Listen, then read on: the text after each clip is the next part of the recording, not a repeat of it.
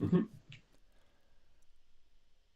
I wish good things to you who's watching this. I am Alexey, and we are starting a few minutes early, so today is opposite day, just to reward our most devoted viewers, and also because before the semifinal of the World Team Carcassonne Online Championships 2024, we really have a lot to talk about. I have a lot of stats to share, so buckle up. But first of all, I will need to introduce my very special guest for today. Actually, I'm not going to introduce them.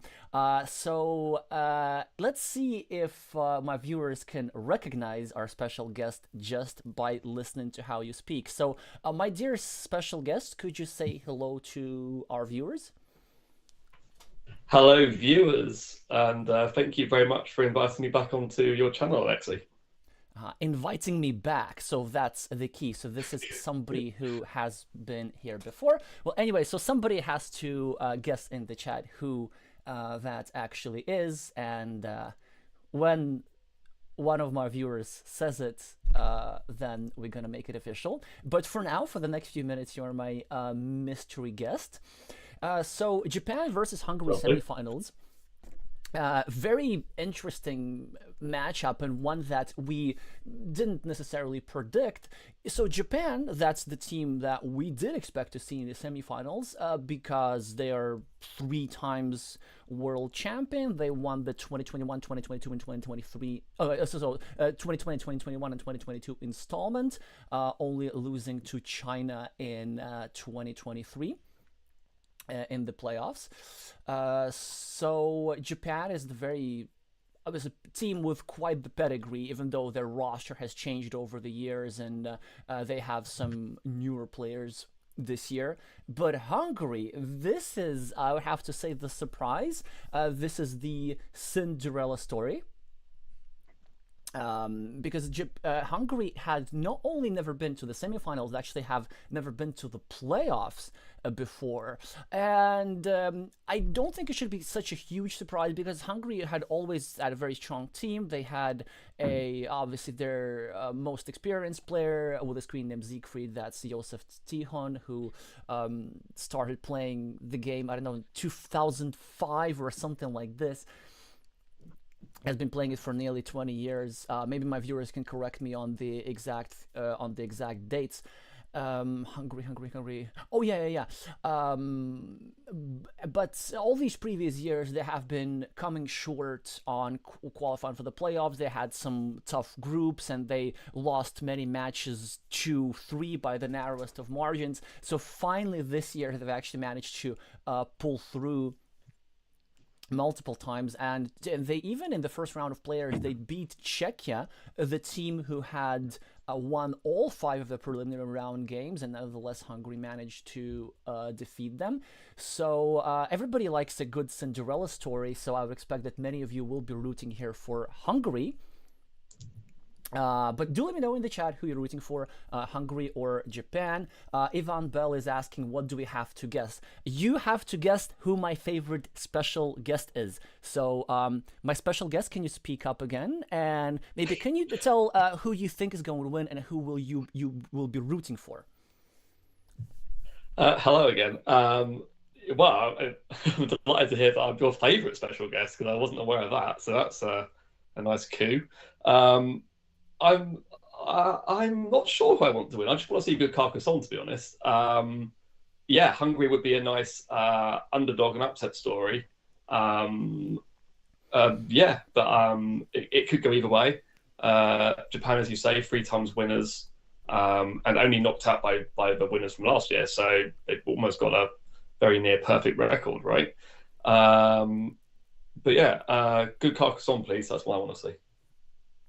Well, that's a very diplomatic answer. I have a vested interest because let's say like one of the national anthems is more difficult to play than the other. I'm now gonna say which one. So I have a slight preference here, just for my selfish reasons. But other than that, obviously, I think a slight like I would give Japan like a 60% chance to win this match, not like 80 or something. It's gonna be quite close, and in order for Hungary to achieve the upset, Okay, so we have some cues. Ivan says he sounds British. Yeah, he certainly does. So we narrow it down. Not only does he sound British, he's somebody who's on the current UK team.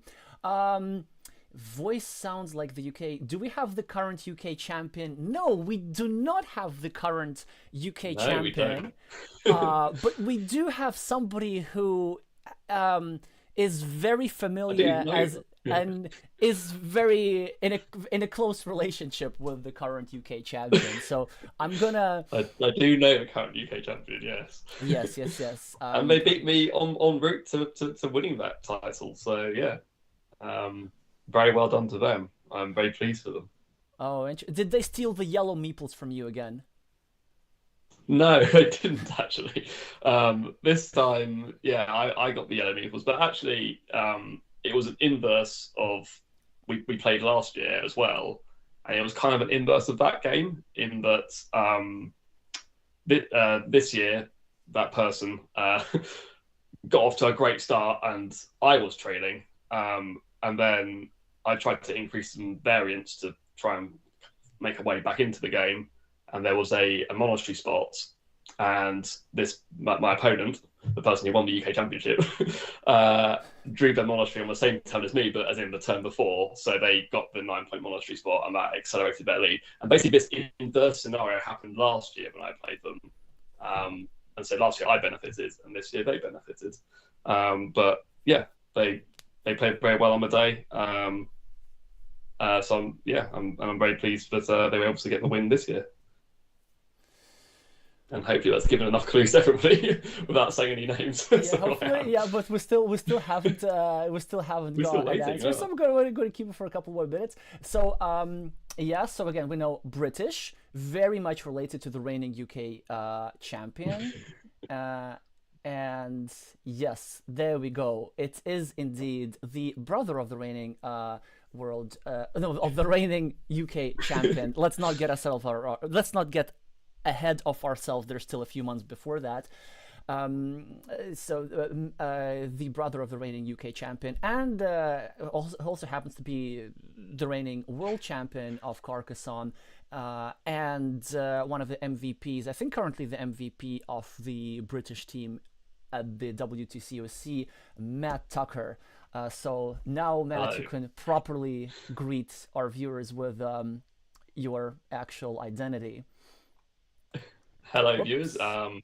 Great to be back. And let's hope for some good Carcassonne and a good stream. And yeah, congratulations to my brother Chris. Chris Tucker is now the UK champion. And yeah, nice to keep it in the family.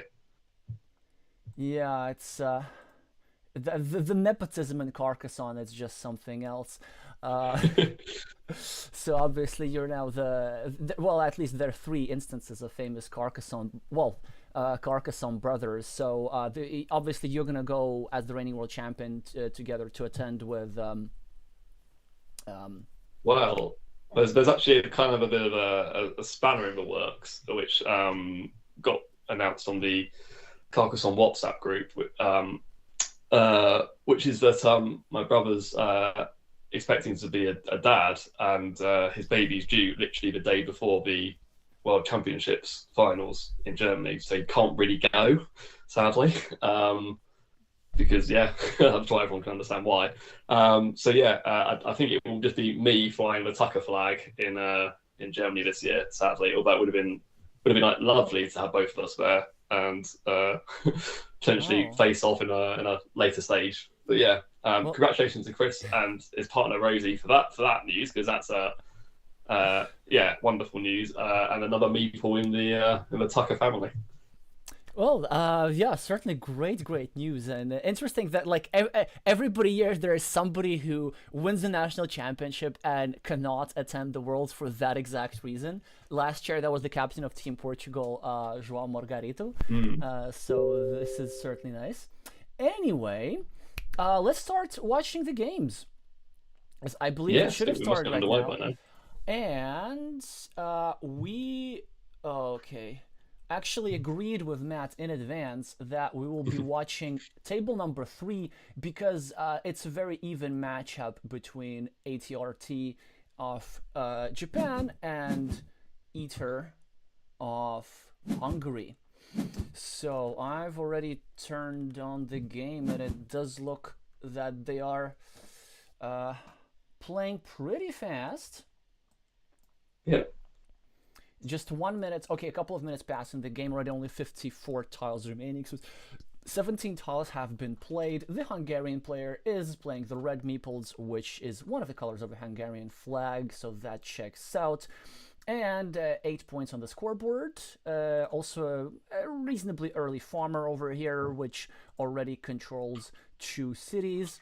There's this shared road between blue and red, and it's inconsequential. A new city on the left started for Eater. 4 points monastery at the bottom to almost equalize ATRT's 7 points monastery. But the most interesting feature on the board is this city over here, where ATRT has either opted for self-invasion, or I think it maybe was Eater who actually added this big city tile to try and unify these 2 meeples.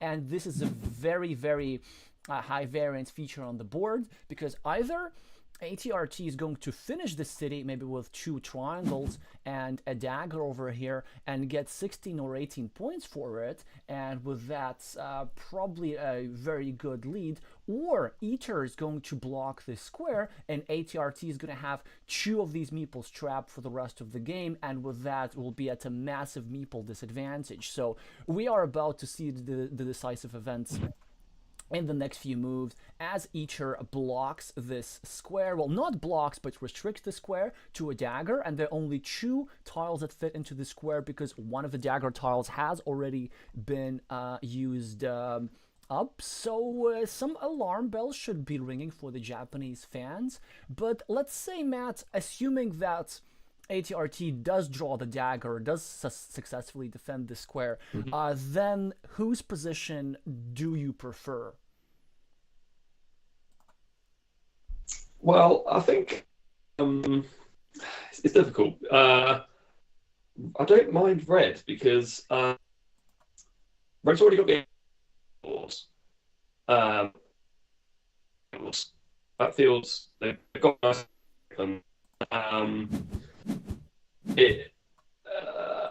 I think it's going to be crucial to see developing a ruin or can complete.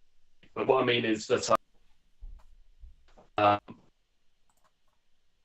red will be to expand anymore. Like if that city only has like a couple to extra added to it, then it's really not worth the investment of meeples. But it could also not complete, but be seem to be a problem with the sound temporarily. Hopefully we're going to have Matt's back soon enough. So we weren't quite able to but a lot of things have happened since then. So Eater completed a bunch of small cities and dropped another 9-point farmer over here. ATRT did manage to draw a dagger tile to increase his chances of completing his city. It's still possible to block the city later on, but at this point I think this actually is something, even if the Japanese player completes his city, just because it's going to take him a long time, Eater will have managed to build a bunch of other things. In the meantime, have a look at 20 points on the scoreboard from these city caps. Have a look at these 2 monasteries. Then ATRT was going to have a tough time compensating for that difference. Well, a very interesting move here from the Japanese player, dropping a farmer, deciding to fight for the field before getting meeples back from the city. And it could be quite dangerous. Moves like these are double-edged, because normally you want to get your meeples back first, consolidate, and once you have the meeple majority again, then you attack the field, so that you don't end up having no meeples. But the other thing is we probably want to be timely enough with the field. You want to start attacking it before you run out of the attacking point. So we can see how ATRT is adding stuff to his city. And Eater gets this farmer into the field with this road tile. So looks like it's going to be a big field fight, which does favor currently behind on the scoreboard. And this city, they probably want to engage in a field fight to add some variance into the game. Eater simply gets 1 monastery point. ATRT, 4 points for the road at the top.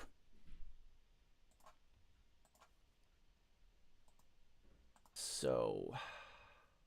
yeah.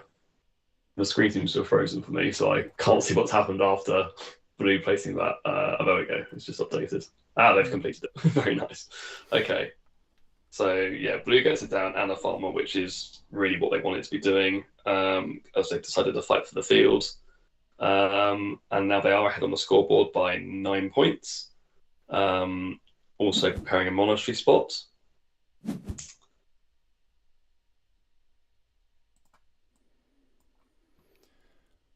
Well, and now the monastery spot can be fully prepared. Oh, HRT has a very interesting decision now. So they can either take 4 points and prepare the monastery spot in full, or they can go over here, finish their city at the bottom, and drop yet another farmer. So the latter seems like intuitively the move to play here, but there's also another problem that blue still needs to get this farmer into the field and this farmer into the field. Blue gets greedy and simply decides to take the quick points. Can't... I mean, I never like to blame players for greed, but at this point it seems that the play with the blue meeples, despite their 13-point lead on the scoreboard, actually really needs to tie the field. And these 13 points are going to be nearly inconsequential as, well, Eater has the field. There are like 1, 2, 3, 4, 5, 6, 7 cities on it at the very least. Now, the Hungarian player completed a monastery. That was a very nice sequence, so that he completed the monastery and starting a new city. ATRT is trying to still score as many quick points as possible, being very greedy, not connecting to the field just yet. Eater continuing the city on the left. And this is a strategically important city because if the Hungarian player manages to complete it, then he might equalize the difference on the scoreboard. And this would mean that ATRT would need to not only tie, but also win the field outright in order to win. And this could be an insurmountable task. ATRT, 3 quick points for the road up top, plus 14 on the scoreboard. Now Eater thinking what to do with this Dorito tile. Now he could go over here, simply completing another field connection and also obstructing the connection over here, starting to harass this connection spot. But he could also go for a much more aggressive point scoring move. He could go over here, trying to build a rhombus-shaped city, considering the fact there are still 4 Dorito tiles remaining, 2 of each kind. He decides not to do this, completes the connection. A third opportunity was for him to try and block this meeple, which he didn't do. And as a result, ATRT managed to build that to the bottom. Yep. I think Red would probably not want to invest their final meeple when there's a 9-point monastery spot on the board. They want to, they need to take the meeple back for that. So yeah, as much as that rhombus-shaped city at the top was very tempting, and I first considered it, I personally would have not gone for it because of the monastery spot. Connecting the meeple, though, connecting the field meeple wasn't necessary, though, I don't think. So, yeah, I would have harassed the city cap at the bottom, which has now been completed. Exactly. So, if only Eater were to listen to Matt, then the Japanese player would not have this 8-point city. So, moral of the story is do listen to Matt. Well, don't, because players are not allowed to watch the stream, obviously, at the same time, and they can't really do this. And I'm not even sure how that would be technically possible, but you get my idea over here.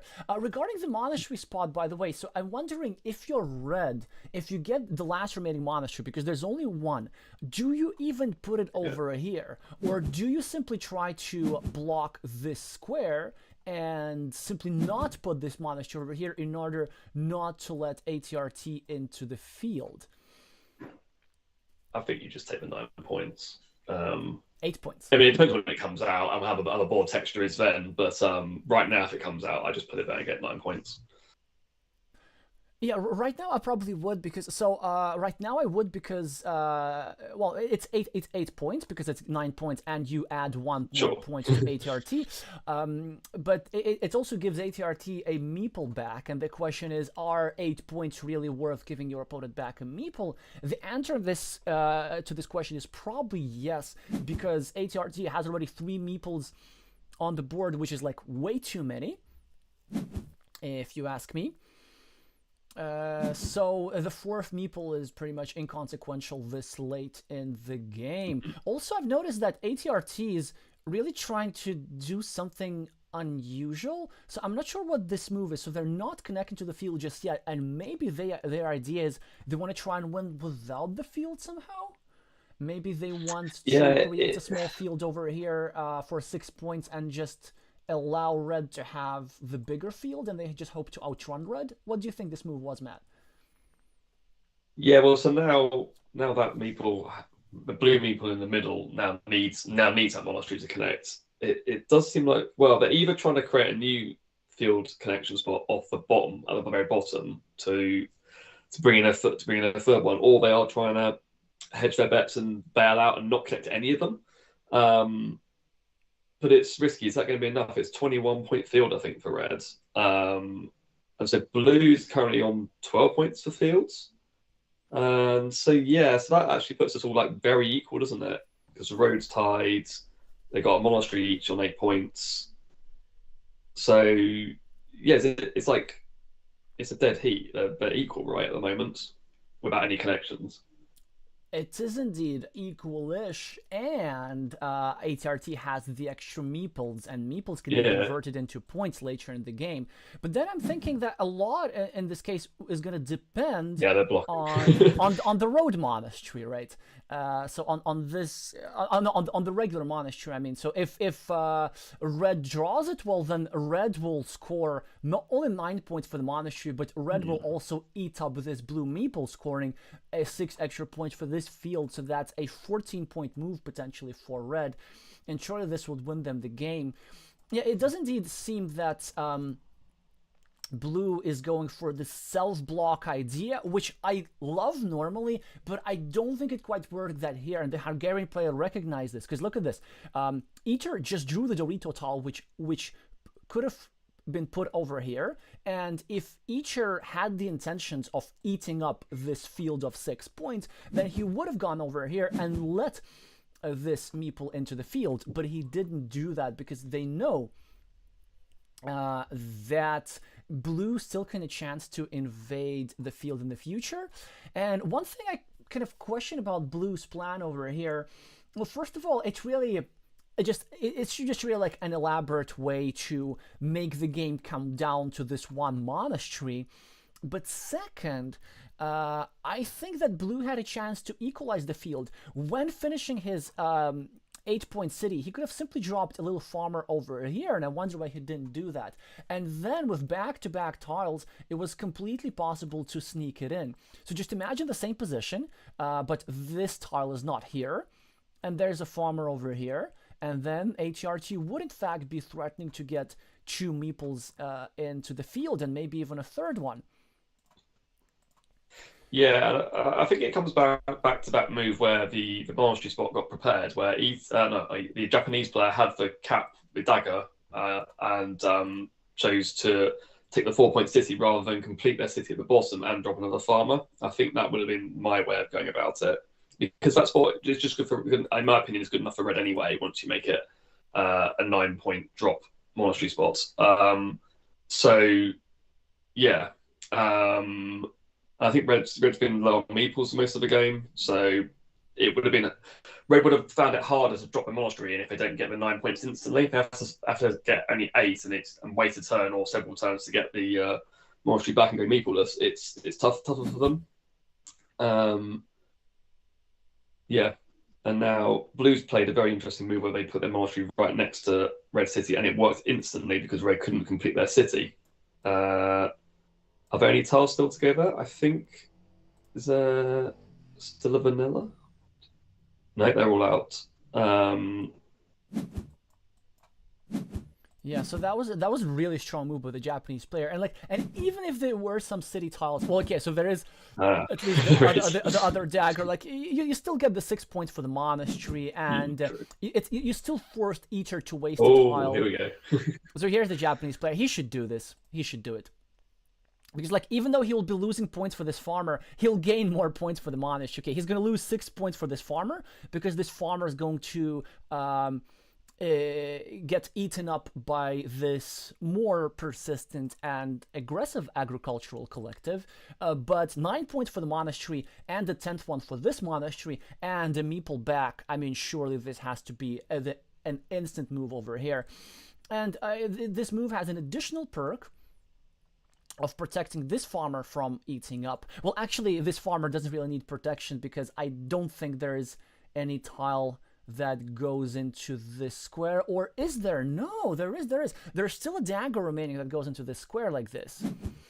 So I think, yeah, he obviously he needed to do this because now if Eater wants to eat up this farmer, let's say if Eater wants to go over here and claim this road, then suddenly Blue's going to have 2 farmers in the field and Red's going to have only 3. And 3 versus 2 advantage is much flimsier than a 3 versus 1 advantage. And so this could open the doors for ATRT to go over here and maybe equalize the big field if something, of course, goes into this square. So Eater now has a straight line, and I have a crazy move for them in mind. I think, given their scoreboard deficit, they should be trying to eat up this meeple, actually, and they should be trying to win this field not 3 versus 1 as they have, but 3 versus 2. And so what they could do now, they could go over here, meeple the 3-point I was road. thinking about this. Yeah. Yeah, I'm pretty like sure, it. yeah. Yeah.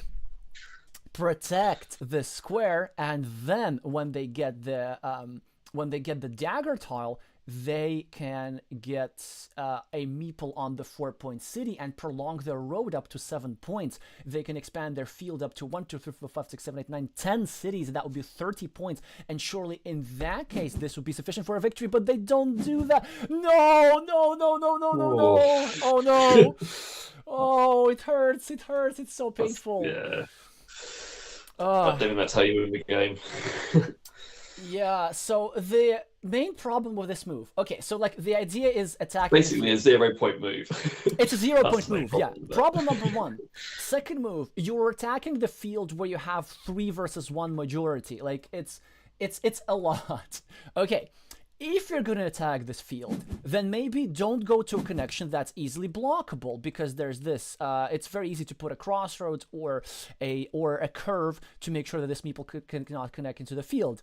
If you're going to make a field connection, then maybe go over here where you already have 3 points, and which is positionally just more advantageous, where you can go over here. So unfortunately, as strong were the moves of the Hungarian player, this, I think, just seems like a panic move to me.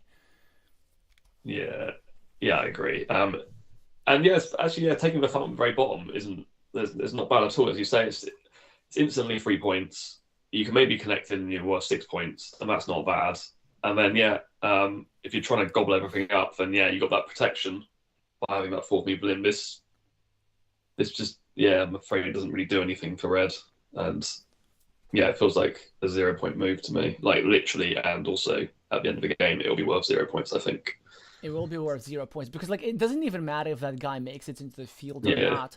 But I think it's just like a psychological thing where it's maybe players see, oh, there's a big field, so like this big field is the game. But no, the big field is not the game when you're down 22 points on the scoreboard. The big field, like it needs to be super efficient. So have a look, ATRT. You know what they're gonna do? They're gonna go over here and meeple this 4-point city and make sure that Eater is not able to place the dagger tile over here, so that Eater is not able to make this 6-point guy enter the field. Well, at least this should be the move in my opinion, but Let's see if this is what happens. Also, interesting idea. Like ATRT has been playing the end game very well, and this is where you can see the Japanese skill level rise. Okay, so they choose to do it differently. They simply meepled another city. Okay, now Eater needs to recognize that they just have to get the dagger tile to eat up this meeple. No, no, no, no, no, no, no, no. Not like that. Not like that. Oh, there was no dagger tile. Oh no. Oh, there we go. Okay, so this changes things. But I mean, actually, if there is no dagger tile, then this move makes even less sense. Yeah. I mean, yeah. I haven't worked out precisely how far Eater is behind, but we can see that's penultimate meeple was worth 0 points. It could have been worth, you know. I always you struggle to do worse than 3, right? Yeah. Well, at the very least, he could have gone over here, and he would have equalized the field. So this would have been what, at least +5. Yeah, 5 extra points. 1 less. Well, 10 points in deficit.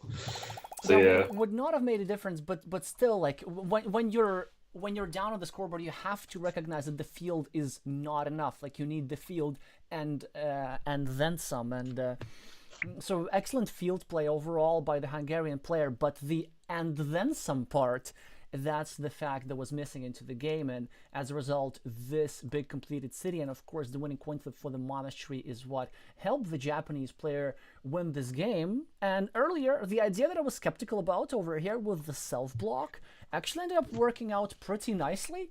So first of all, dropping a farmer, dropping some farmers to tease red that, oh, you know, I'm going to take your farmer away, and then actually, you know what, never mind, I am happy with what I got. So this is 1-0. Shall we continue just with this duel, Matt? What do you think?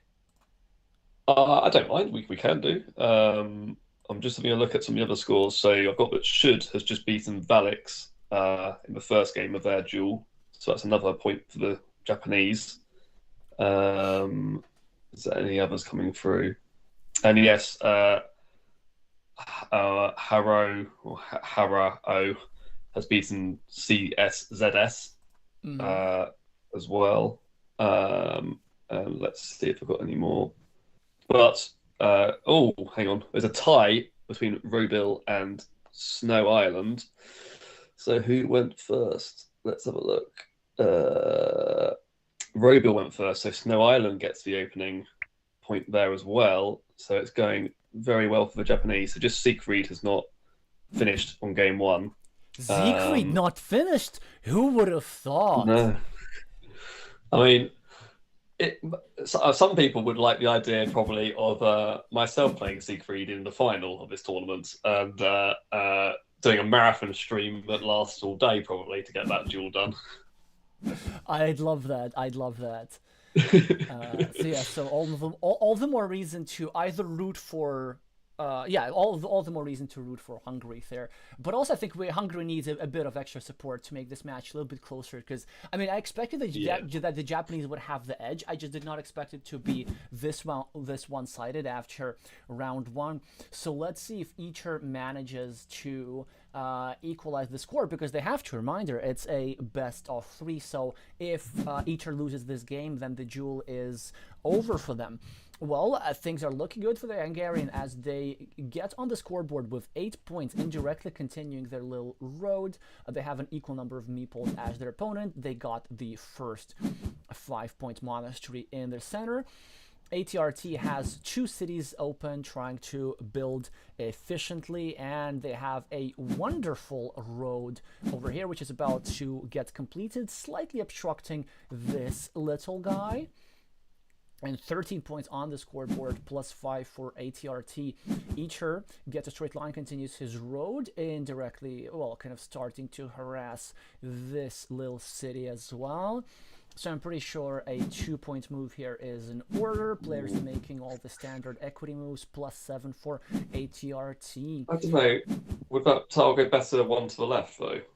And when you set up, because you've now left a 3-point road open, but you could have left a 3-point road open in a way that is more beneficial to you than red by placing that tile one to the left.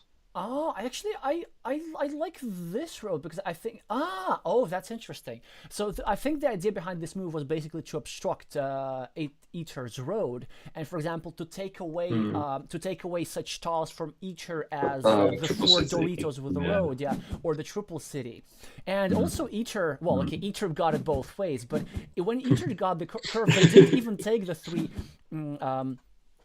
Points at first, which I think they should have done, but now they're getting bailed out by the deck as they are trying to get that done.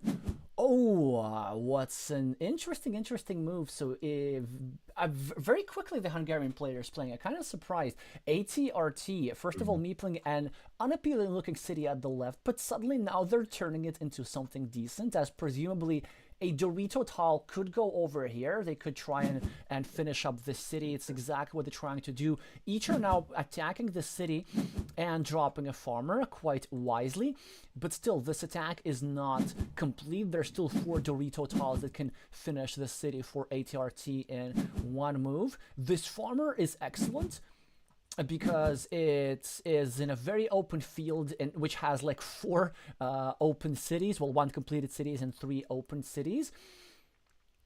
Also, this 1-point meeple by ATRT is heavily obstructed by this move by Eacher. So the Hungarian player, despite his scoreboard deficit, is certainly climbing back, earning one of the tiles that ATRT would need to this square, so only 3 Dorito tiles remaining. In the meantime, ATRT is probably going to...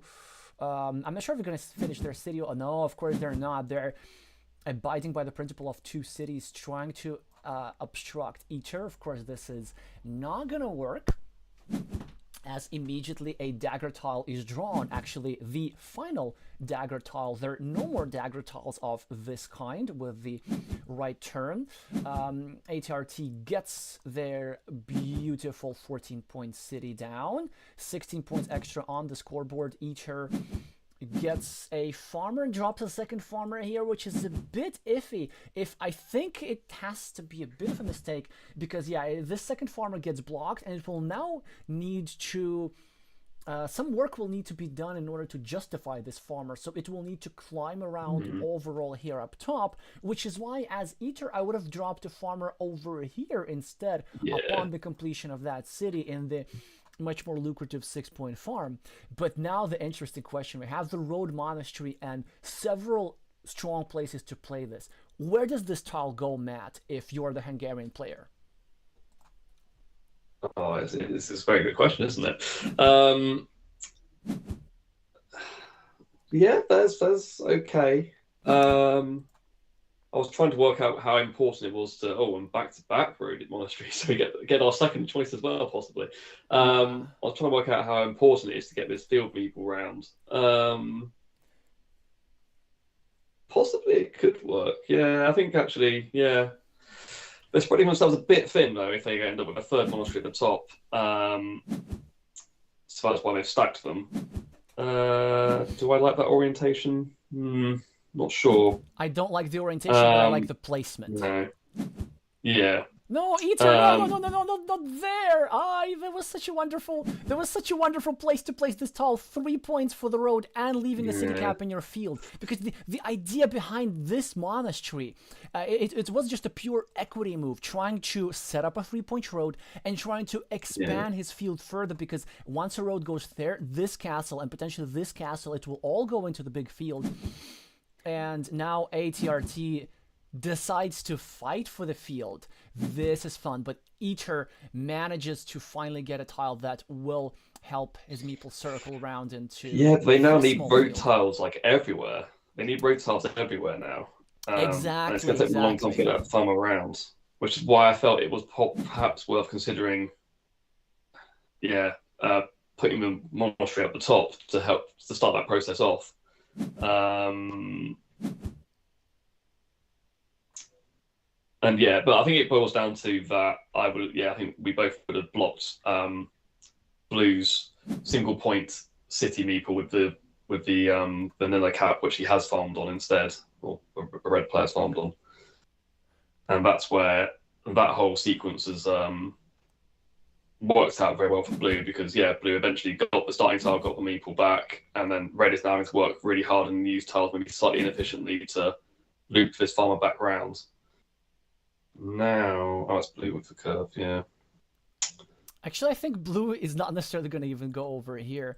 But look at this. Blue's creating so many threats, and like it's a position where a red is just chasing around. So blue was about to complete this 6-point city. Red had to use this tile to block. Now blue was about to complete this 10-point city. Red had to use to tile a block. And like blue is just creating threats after threat. Look at this. 6-point road out of nowhere. Still plenty of road tile for it to get completed. Ooh, a lovely move here. Setting up a 4-point road if he gets one of the 2 remaining Dorito with a road tile that fit into this square. And of course expanding his city. Yeah, ATRT is doing pretty well for himself, but I seriously question that move. I honestly really don't like that move by the Japanese player as much as Go on the left, I think. Exactly. Yeah, This go should there. have gone to the left because I think the main idea for the Japanese player behind this move is to use the same farmer teasing strategy as they did in the previous game. So this farmer, he dropped it in order to connect into the field, but actually he might not even want to fight for the field. For example, if Eater draws one of the 2 remaining regular crossroads over here, then this guy will be cut off. But then if this tile were to go over here, blue would have started building himself a little counter field of potentially 9 points. So I think it was super important to go over here. And now this whole idea with a blue city doesn't work out as the Hungarian player swoops in to share it and also gets the 4-point road, which ATRT was so diligently preparing for himself. And now ATRT is sort of forced to play differently. Now they actually want to fight for the field as the Hungarian player is getting some traction with the tiles that we're getting. Yep. Yeah, so essentially, yeah, Blue set up that 4-point ring road on their city and then invited Red to attack it and then let Red get the benefit from it. So it all backfired. So yeah, it's the the complexities of that move really have gone against Blue, and yeah, now they've blocked that Red's meeple, right? Because we've had all those daggers, haven't we? So Red's meeple now can't get in as we at the top. So now Blue probably does want to start thinking about getting that farmer at the bottom. Maybe they don't. Maybe they're fine. Yeah, but actually, like, speaking of farmers, I don't think this farmer is suffering too much because this farm is already worth 6 points, plus there's another city cap to make it worth 9 points, so it's perfectly worth the meeple investment. And also, tempo-wise, Eater is ahead on the field because he's already controlling the big one, and now, whatever this move is, it should be a farmer move. Excellent recognition here by Eater. I think he was thinking of orientation, how to obstruct this city the best. He's anticipating dropping a second farmer. This field will be the decisive feature of the game, it seems to me. Even though Blue has the meeple advantage and he has like a lot of features on the board, you know, so this city will eventually be completed. This road is long enough. This ruin is good enough. In addition to the field, Eater has the monastery points. Ooh, that's okay. If I were Eater, I would have well, it's an okay move actually. Taking 3 points. And I think the reason why they didn't want to take... Yeah, so Blue now is going to be needing to find another way back onto the farm. How many curves are left? There's certainly looks like... I think there's enough to justify for them to hope that they can get a city tile and add to their city and farm. And then farm with that tile and then get on the curve on the bottom right-hand side. Oh, like this. Well, actually, yeah. For example, something Yeah. like this. Yeah, they could do that. There's only one Yeah. curve remaining. Yeah, That there's was only one one, curve is there? remaining. It But was. there are Okay. also two of these guys, to the T-shaped crossroads, so Yeah. that could work. Yeah.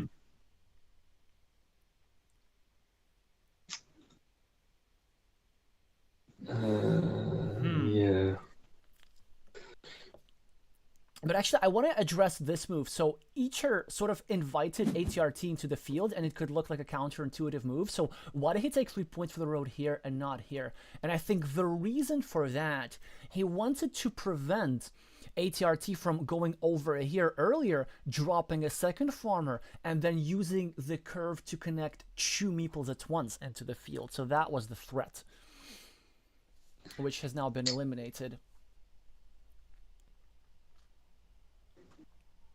Yes, although that would still be very blockable, right? Because there's still two crossroads.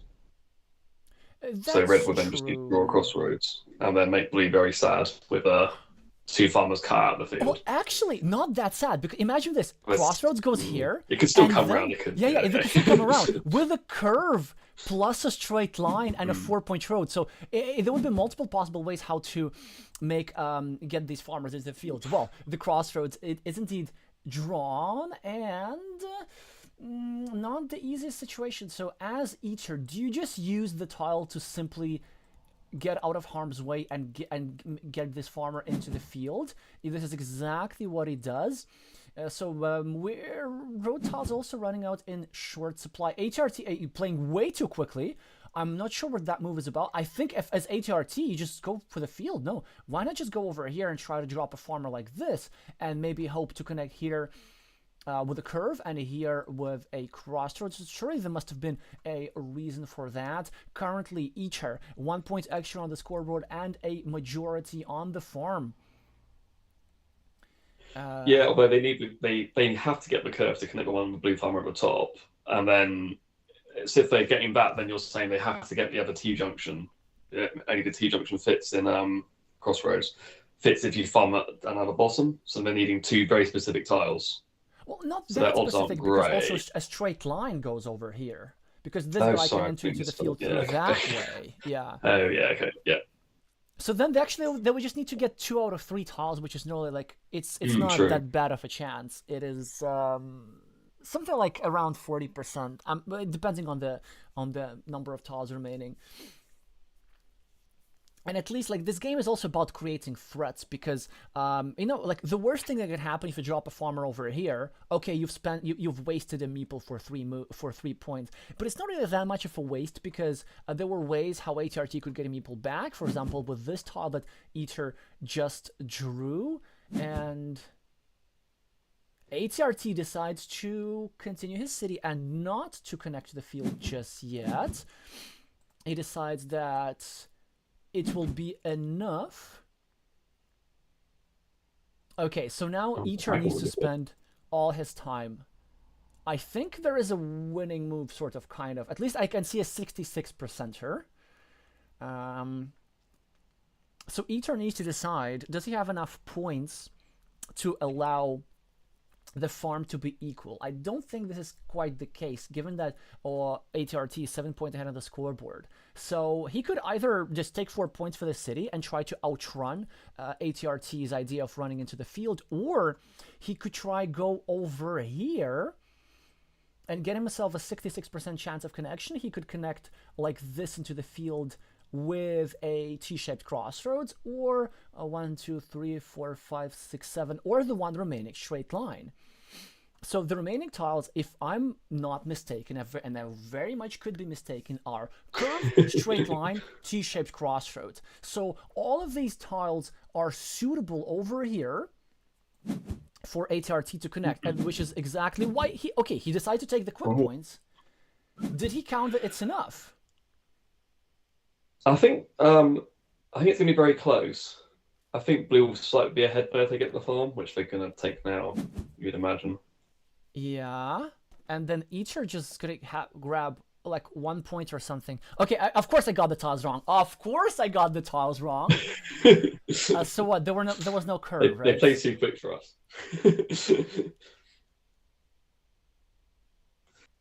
Yeah, there was no curve. Wait, no, I Um, don't see. I 1, 2, 3, 4, 5, 6, 7, 8, 9. Ah, you know what? Like this, it's always the case. This guy on the curve, yeah, that what honestly, I do apologize. I'm not at my sharpest today, so Matt, you will need to double check me very, very carefully here. So 4 points move yeah. for Eater, the highest scoring opportunity. The crossroads is indeed there, so I'm not completely crazy. So a 66% chance for Eater would not have worked, but maybe the Hungarian players just fine anyway. I mean, what are these two monasteries worth? 14 points. It's gonna be close. Like the game's gonna be decided by a couple of points. Also, look at the 6 point I farmer think it's over just here. blues. But let's see.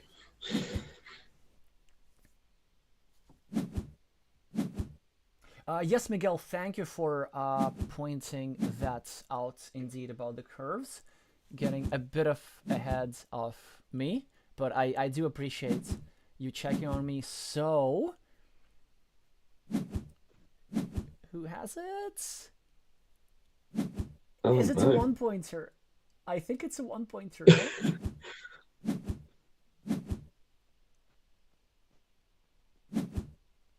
No, a 2 point difference. Two Wow. points. Yeah. What a great Wow. calculation by Eater, not taking the 66%, realizing that they didn't have to fight for the field and it was simply just enough for them to outrun. Beautiful, beautiful stuff here by the Hungarian player. And while we have ourselves a tied duel, and we will be heading to the decider and we will be watching the decider. I'm way too invested in this, like super complicated field Yeah. tactics. It's exactly what we all want. Maybe we just want to have a bit of an update on the results. Have you been seeing at what's happening in the other match, in the other duels, Matt? Yes. So Piro won the first game against Siegfried, and they're into their second one, I believe. Um, in fact, the first game of Piro and Siegfried finished just 8 minutes ago. So yeah, they're still early days in their second game. Um, have we got any other results coming through? Uh, Should and Valix, I think, are still finishing off. So they're probably in their end game. Well, Um, let's have a look at their end game in the meantime, because Eater is not starting their decider just yet, so we will catch up with them in a couple of minutes. But do let us know about the scores. CSZS has equalised against Haro OH, so they've won one after two games.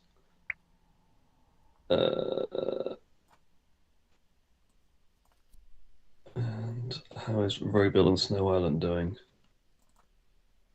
They're still in their second game. They're just finishing up there as well. So yeah, um, that's the Oh, scores. quite a Should slow-paced has match. 25 points. Yeah, quite a slow-paced match. Other than table three. So I have opened Should versus Mhm. Valic. That's Varga Chilo of Romania, of Hungary. Sorry, I keep doing this. And it seems to me that 25 points on the scoreboard could not even be enough for Should to win this. Like, she has a lot of stuff on the board. She has this, well, first of all, yellow meeples, correct choice of meeples, so that's a correct choice of meeple color. That's Yeah, certainly nice. This big ruin agreed. for, yeah, of course, for 12 points on the left. Lots of shared stuff, and then 8 points monastery. Like the better field, this field's worth 9 points, and this field's worth 6 points. Is it just barely enough to scrap by? I don't think it is, because I think these little points from the 4 point road and the 3 point city of Should and the 2 point city of Should over here and the +2 city mini battle, this is what's gonna help the Japanese player win their second game. Well, unless they somehow spend more than a minute and lose on time, which Yeah, is a should have theoretical said thanks for possibility. playing. So that seems like they think it's all over. Although it quite literally isn't, because they're taking plenty of time on this final tile. And yeah, currently timeout. Looks like it could be the Hungarian player's best hope. It is. Oh yeah, okay. I think it is. They actually did play like There Board we Game go. Arena sometimes does this, it just doesn't register a move. So Yeah. plus 12, what looks like an almost equal position, but like in position where you have a lot of meeples blocked, I think what many players don't realize is like these little bits and pieces add up at the end of the game, and this is exactly what happened over here. So we congratulate Team Japan on the first match point as their highest rated player, well now highest rated player, should has won against Varga Chila, and well, luckily for Hungary, there are some comebacks, and we will keep looking at ITER and ATRT and see if this Hungarian manages to defeat the Japanese player who is exactly 1 elo point higher rated than them. And this position, I think, looks not that bad for the player with the red meeples, despite the fact that blue has 4 points on the scoreboard. Blue has some precariously placed meeples over here, so first of all, this blocked 3-point city, and this blocked 3-point city. These are already 2 meeples blocked. ITER has a road that is blocked as well for the square, but unlike the 3-point city, ITER's road can grow indefinitely, and if we reach a closed position, one where both sides are very short on meeples, then ITER is going to have a very lucrative source of points. For example, this road can be used to dump useless road tiles, which is why excellent move from ATRT. Well, I'm not sure if it's excellent, but I think it's reasonably good. Adding 1 point to ITER, but making sure that ITER can never ever continue their road further, and this road will be capped at 6 points. So it looks like a loss for the Hungarian player, but this move still comes at a price because obviously blue could have used this crossroad to score 2 points over here, but they didn't. So it was a short-term 3-point sacrifice in order to make something bigger. I am surprised so much by this Japanese monastery placement. Surely, like, this is the more intuitive way to go, where you control, where you build up your features in an efficient manner. But I've noticed that many Japanese players do this. They choose the lower scoring monastery placement just for the ability to control their opponent's meeples. So now the fate of this city meeple and this monastery meeple, they are going to be tied. So let's say if this little guy gets blocked, so will this guy, but this monastery will be able to grow to 8 points, unlike this city which will be capped at 2. The risk in making moves like this is, well, it is entirely possible for ITER to just draw a city cap quickly enough, and in that case, the accomplishment of this monastery is questionable. ATRT is trying to really tie very together. Interesting. Yeah. Yeah. That's certainly part very of the interesting. strategy. Yeah, they're playing very zero sum. We've got another result. Snow Island and Robil has just finished, and Snow Island has won by 5 points. So I believe that makes it 2-0 to Snow Island. So another point for Japan. Okay, so now Japan is 2-0 against Hungary. So for Hungary to win this match, they need to win every single game remaining. ITER needs to win against CTRT. Chuz needs to win against Haro, and Siegfried needs to win twice against Pyro. This is not impossible. Like, Siegfried is, I would say, Hungary's strongest player. Although Pyro is the strongest player in Team Japan, yeah. Yeah, we've seen comebacks in other matches. So yeah, it's even the UK-Taiwan match. UK were in a good position, I think 2-0 up. It's similar position to what Japan are now, and then it all went down to the final game. Or pretty much the final game. So we've still got plenty of Carcassonne left to watch, I think. Absolutely, absolutely. And speaking of Carcassonne, like it's very interesting how the Japanese player chooses his strategy consistently, always trying to engage in mini battles. This is what the Japanese players do a lot. So, okay, this monastery placement could have tried to control this opponent's city over here, and then this city placement trying to control Eater's road. And of course, the idea behind this, yeah, Eater tries to block this, but ATRT draws a fantastic tile, which now. Actually, I'm not sure exactly where it's going to go, but the idea, of course, behind this building pattern of ATRT is the fact that that Eater's Road is capped as 3 points, whereas this city scores a little bit more in case it is gonna get blocked, but also in some scenarios it is not gonna get blocked, as it is in this case, and then HRT is now waiting for one of the 2 Dorito tiles that fit into the square that will get them a 12-point city, but deny a road meeple back to Eater. But on the other hand, Eater managed to complete their other city, well, their city next to Blue's Monastery, and drop a farmer. This is a really, really strategically important farmer because 2 points, 2 completed cities already on the farm. There's a third one incoming over here.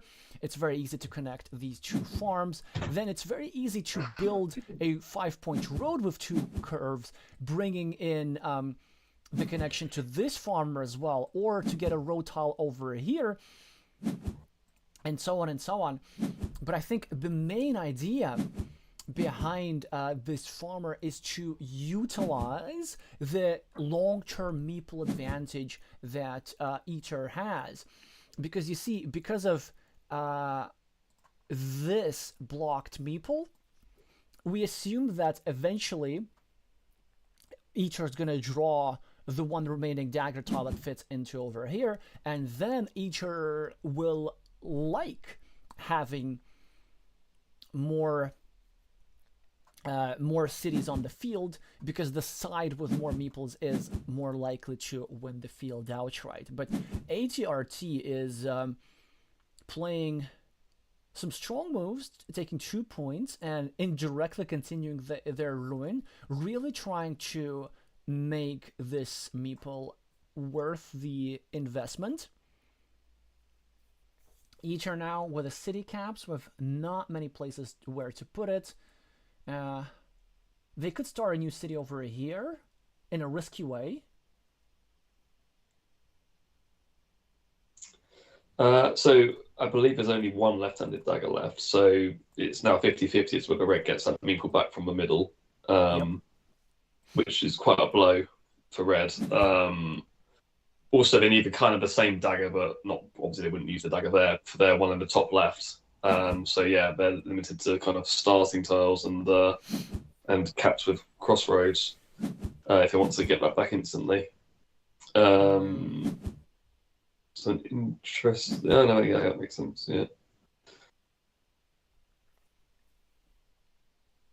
Oh, look at this. Is ATRT going for the same strategy? Look, so instead of taking 4 points, they chose to simply continue the Monastery and get the Monastery meeple back. But this also obstructs the connection of this farmer into the field. So maybe their idea is actually to not connect the fields, and again use the teasing approach where they drop a farmer, pretend they're going to fight for a big field, and then psych, actually there is not going to be a big field.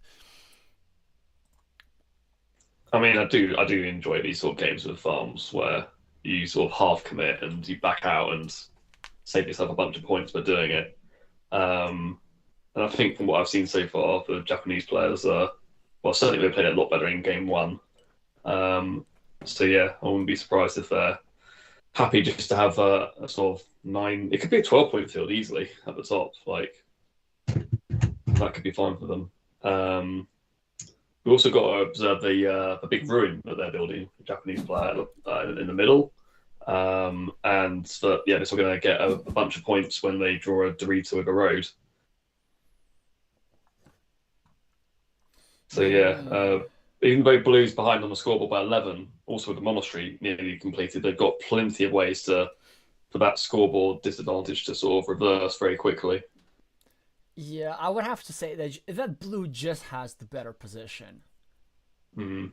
And also, blue's now attacking Ether City, and if Ether is not careful enough, then blue's gonna place something over here in a way that will need the same dagger in two places. But red decided not to save his city, and I question that. I think red should have maybe gone over here trying to get one of the Dorito tiles himself, and Eater still not saving his meeples, instead taking quick points, so he could get blocked soon enough, but it's not happening just yet. And look at this, ATRT is not connecting the field still, even though he drew the tile to go over here. This was absolutely part of his strategy. 4 quick points go to the Japanese player's scoreboard. Eater, presumably 2 points in the only possible place. Is there anything else? Oh, no, actually, it's just 2 points. Actually, I think I see... really? So they're limited. Yeah, obviously there's a 9-point field if you pick up like a particular tile to connect those cities on the left. They've now stopped that from happening unless you draw the Reading Monastery. And yeah, red gets away with it. They definitely gave themselves a chance to have that meeple block for 1 point. But they've got away with it. Yeah, instead ATRT actually could have blocked this meeple for 1 point, but instead they chose to finish their monastery, which I question that prioritization. Again, they're just trying to block. Okay, Eater draws the second of the 2 tiles that would have fit over here, so no scoreboard advantage here for ATRT. So can Eater make something happen? Still very, very difficult.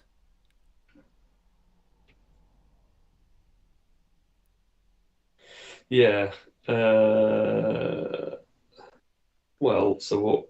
So yeah, we also have to think about how Red's currently Red's first farmer is currently worth 6 points. I would expect that to expand with a road tile, but it's worth not a worthy amount currently.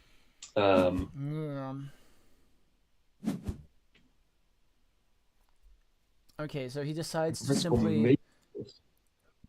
I can understand this. No, not that one. No, you gotta expand your field, because now HRT can just go over here and claim this 9-point field. Yeah. And he still doesn't do that.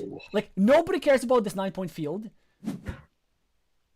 Okay, and Eater, look at this. Eater blocks himself. Oh, this is so painful. This is so painful. He could have gotten his meeple back right now. Yeah. But this is what you get for playing so fast in the end game. Because look at this. Oh, man. Eater could have had 6 extra points for the farm and the meeple back right now. There's only like 1 straight left, I think. It's so I mean, there's possibly starters, and actually I think all the starters are out as well. But also, like, the main... Well, yeah, there's the road monastery as well, but like the main problem with stuff like this is not the fact that there are few tiles remaining, is that this connection is time sensitive, because this 9-point field is still up for grabs. For example, yeah, this is exactly what he goes now. He goes over here and drops a farmer. That's it. 9 clean points. Of course, HRT draws this, but maybe even there was a way for red to win this without having to resort to these sort of problems.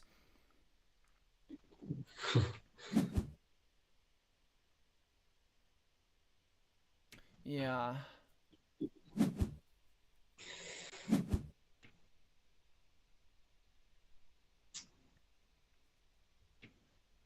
Oh, I see. I guess like Eater's idea was to draw one of the 2 road monasteries, but this curve is what's made it not worth doing. Well, certainly great play by the Japanese player. Oh no, I thought for a second I thought that was a poor move at the end, but I guess it's fine. It's fine. Yeah, yeah, because it's just expands the shared field. It's an extra point for each Yeah, yeah. monastery.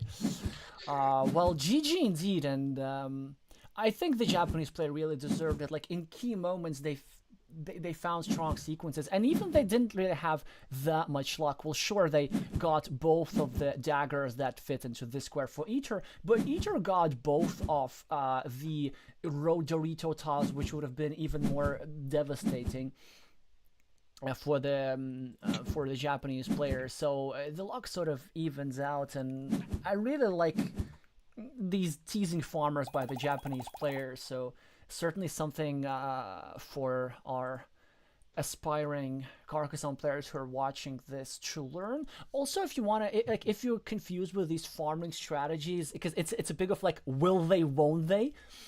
Kind of farming, then I suggest that you watch my video, which is called Carcassonne Middle Game Puzzles, and it explains such farming approaches in detail. Well, plus 12 for the Japanese player, and it is already 3-0, so we know that Japan, once again, for the fourth time in the history of the World Team Carcassonne Championship, will be playing in the final, either against Team France or against Team UK.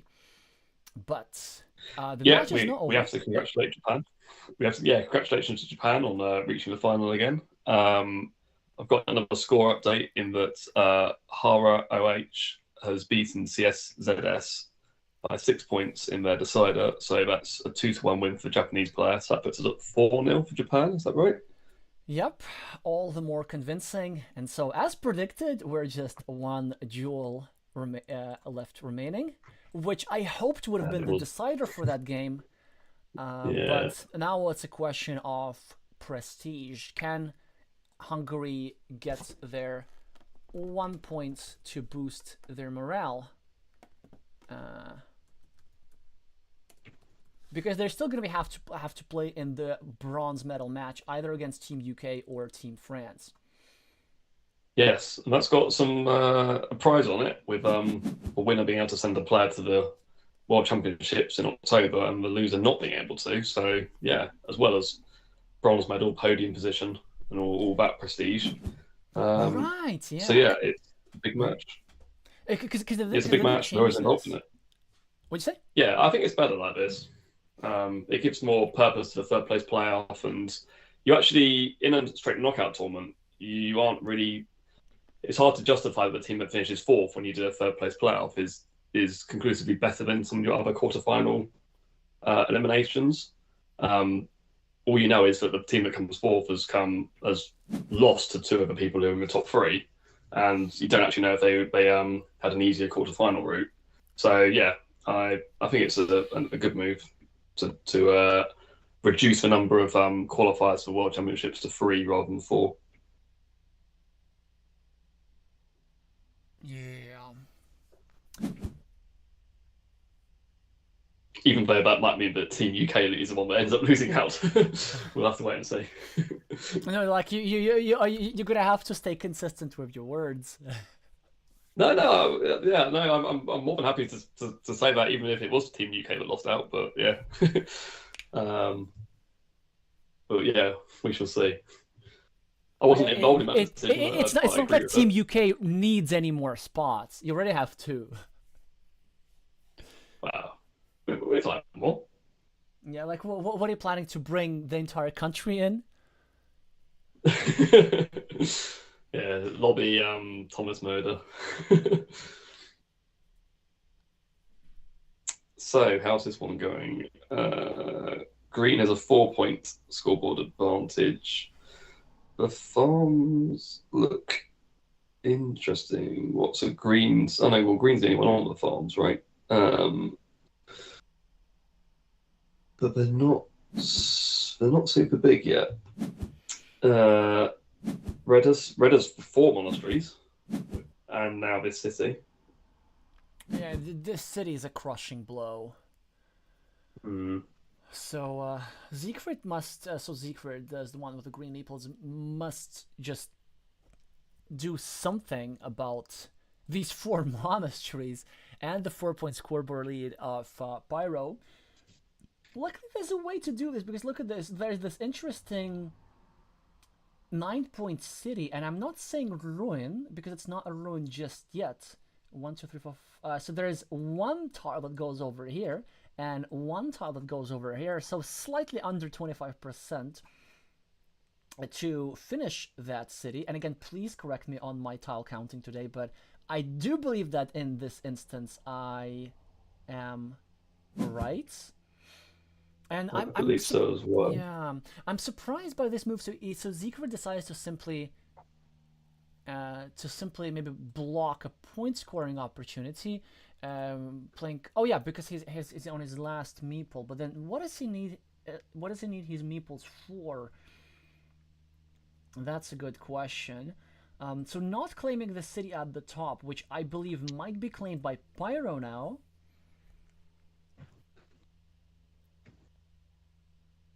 But it depends how many more caps are left, because we're saying that Siegfried's going to want to use 2 of them on the city on the left.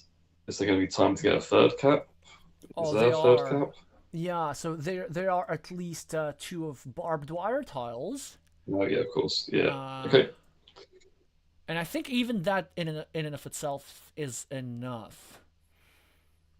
Yeah, and there's also okay. Yeah.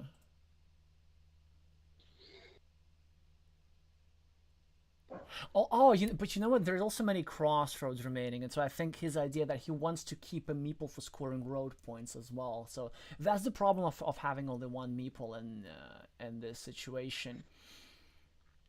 But Pyro, on the other hand, has no such problem. 2 meeples for the Japanese player. I assume like you go over here. The only question is the orientation, and he's now probably counting like which way it is easier to get blocked. And whichever way is easier to get blocked, he just will want to do the opposite. So Siegfried has this one big threat of completing this city, which I think should win him the game. But also there are some smaller threats as well. So for example, Siegfried could draw a tile that goes over here, and that would give him 7 points. There's one tile remaining. There's like a splitter tile remaining that goes over here. But Pyro instead chooses to just get 1 point for a monastery.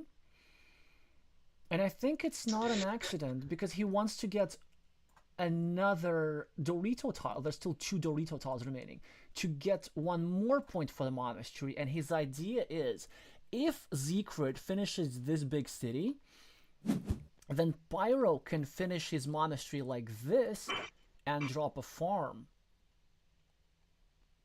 And drop a farmer. Mm-hmm.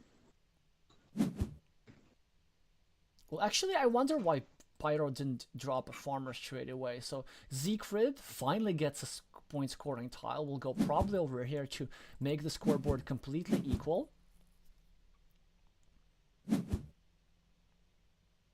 Yeah, so Pyro now will probably not finish this monastery, but go over here and maybe even farm to disallow ideas such as Siegfried going over here and farming, or Siegfried going over here and farming.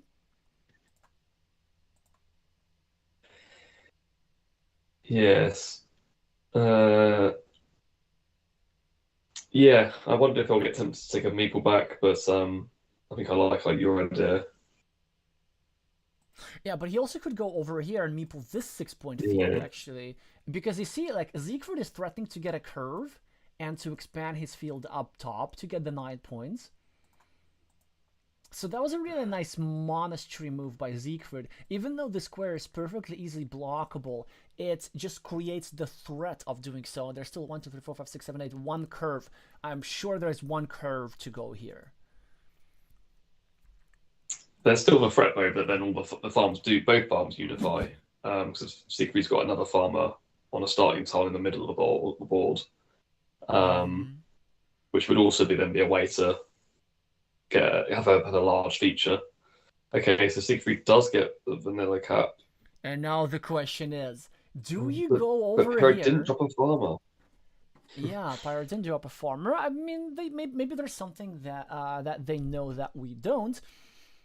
As Siegfried, like if you want to do this, maybe you just can bank your entire game on finishing this city. Then, but the problem with the timing of this move, which is why I like this sequence by the Japanese player so much, is that if he wants to go over here, he will be temporarily, or at least giving a meeple back to Pyro without getting a meeple back for himself. So he needs to decide, like, does he need this 50-50 chance of completing this city, or is there another way how we can win this game?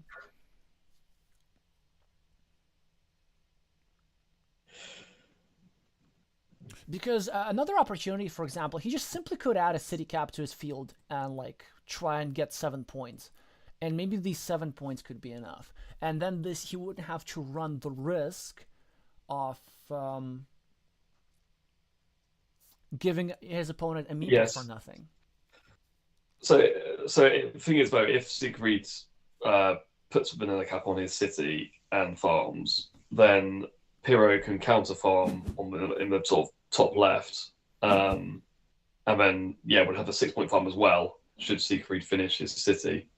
So yeah, Siegfried's chosen not to, and so Pyro is now crushed for hopes about single point meeple coming back.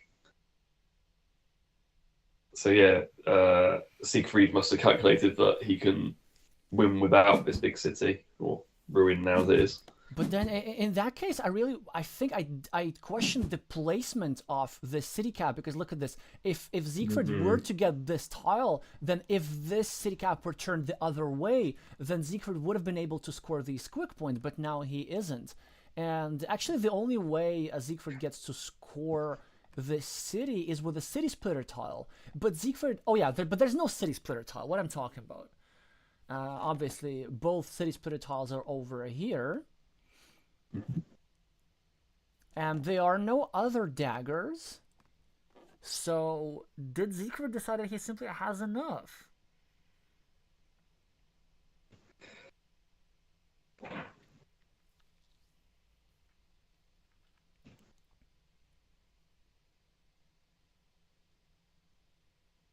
But surely 4 that's okay. Well, let's just count the points.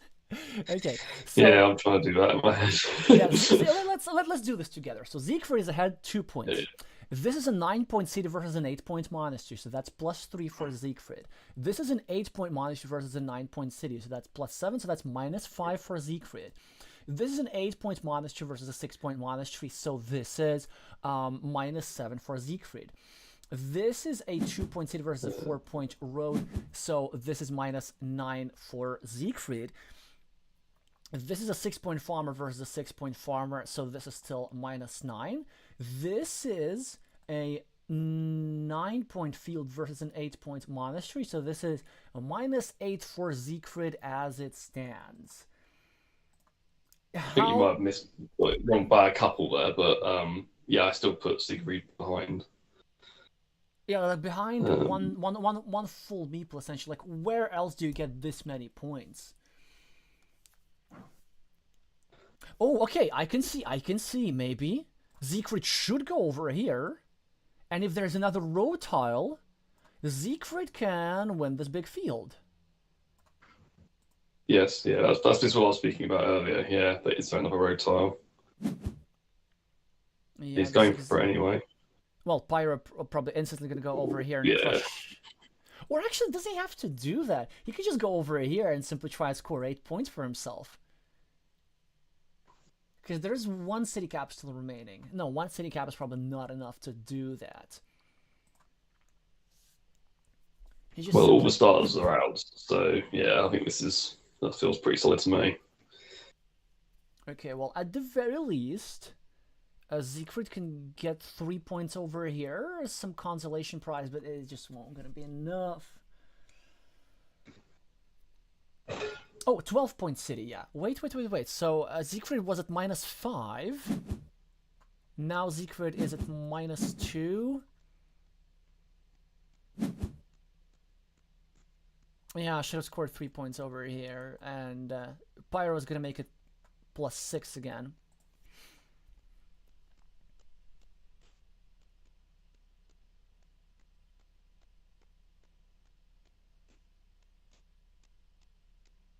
Oh no, never mind. I was correct. I think yeah, the Hungarian player is a bit further behind. It's just like with those. Oh no! I wasn't correct. It's No, like with hang those on. No. blocked cities. It's so annoying for the eyes. But yeah, I do believe that maybe this move belonged here instead, just to deny Pyro this 3-point road. And just a couple of points short, as we're gonna see. So, which means that this idea of connecting the fields, that was Oh, actually a good idea, no? I think it's actually like, well, so red's. Yeah, I think it's nice. Look at this, look at okay. this. 100% field connection. He counted the Mhm. remaining Yeah, tiles, and he guarantees himself 9 points. The Japanese player finishing up in style. I think that, but I think this is needed. I think this is needed. I think actually green has more than we think. Um, I wonder what did I and miss? so yeah, I think if you count green's rows in the top right, I did. okay. Well, Well, let's let's see. see Let's see how what the it score is. was now. Wait, Oh, it wasn't what? 100%. That was a Oh, 50-50. Wait, what was that? Did Siegfried I just think we win? miscounted in that. I think Pyrrha needed to gamble, but let's just see. Yeah. Well, I think green must have won now though, but There's no point, like, because he could have easily scored 3 points for the road and then 4 points for yeah, the road with any tile. So that's like 7. So he gambled for 9 points instead of taking the 7 certain points. but it's 12 points. It's a 12-point field Oh yeah, okay, so that he's trying to 12, connect sorry. to. So 7, so like it's a 5 point difference. So basically, he gave up on 7 But yeah, certain he's points. Wait, yeah, but he lost by 8. so he lost, so he actually needed this. Wow. Yeah. How? Oh, that's so weird. Um. Yeah. The yeah the I was trying to count whilst you were counting, but doing it in a different way. And I had Pyrrho's score was very easy to work out because they had 4 monasteries, which were 8 points each. So that was like 32. Plus they had 2 from they had a little ruin, well, a little trap city. So that was 34. But then Green had what? They had 9 from the city on the left, 1 from the caps, that's 10, 7 from the monastery, 17. And then they had this 12 point farm, which is 29. They're sharing the farm on the top. So it was 29 against 34 on the board. And then on the scoreboard, Stigby was up by 4. So that means they were down by 1. But then the last move was to take. I think that doesn't even work out either. um, Hang on. So, yeah, 1, 2, 3, 4, 5 from the last road meeple. What was their where did their penultimate meeple go? No, they only had 1 meeple, didn't they? Oh no, and then the road, yeah, on the right, 1, 2, 3, 4. Yeah, so actually, yeah, so they had 33. So they were up by like 3 points going into Mm. those final few moves, I think. So yeah, Pyrrho needed to gamble. Well, Pyrrho worked out it wasn't worth taking 3 quick points. Um, yeah, this is why I play slower. Wow, wow. I mean, fascinating endgame. But this is great for Mhm. the entire Carcassonne world because this means that Siegfried equalized, and we're gonna get to have one more game, and like it's gonna be Yeah, slow. It's gonna take at least half an hour. So yeah. let's just enjoy the Strap yourselves final. in, guys. Yeah, like the final 30 minutes of Hungary's presence in the semifinals between two masters. Like what could possibly be better? 65 tiles remaining. Siegfried currently with the red meeples. Neither player has points on the scoreboard, but it is Pyro who is prepared to finish a 10-point city and another one next to it. In the meantime, Siegfried doesn't have that much only a 2-point road and a 1-point city. Now, of course, the first one to draw the monastery is the Hungarian player. Pyro now needs to choose, gets a blocking move, and yeah, which I like. As Marianne says, the first monastery it gives you a good advantage, even though it didn't have a super place to put it. I'm sure that monastery will come along nicely and be worthwhile for Siegfried to draw it. Yeah, that road's looking a bit awkward for red, but at the same time, it's also fine, and can wriggle its way out of problems quick enough, I think.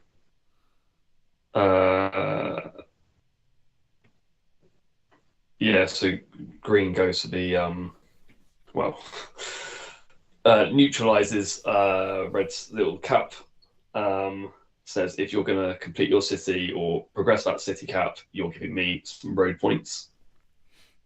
Yeah, I think this road meeple is actually quite important because it prevents Siegfried from, like drawing a dagger tile, for example, or drawing a barbed wire tile that would allow him to place a meeple on a 2-point road. And also the main idea, of course, is I'm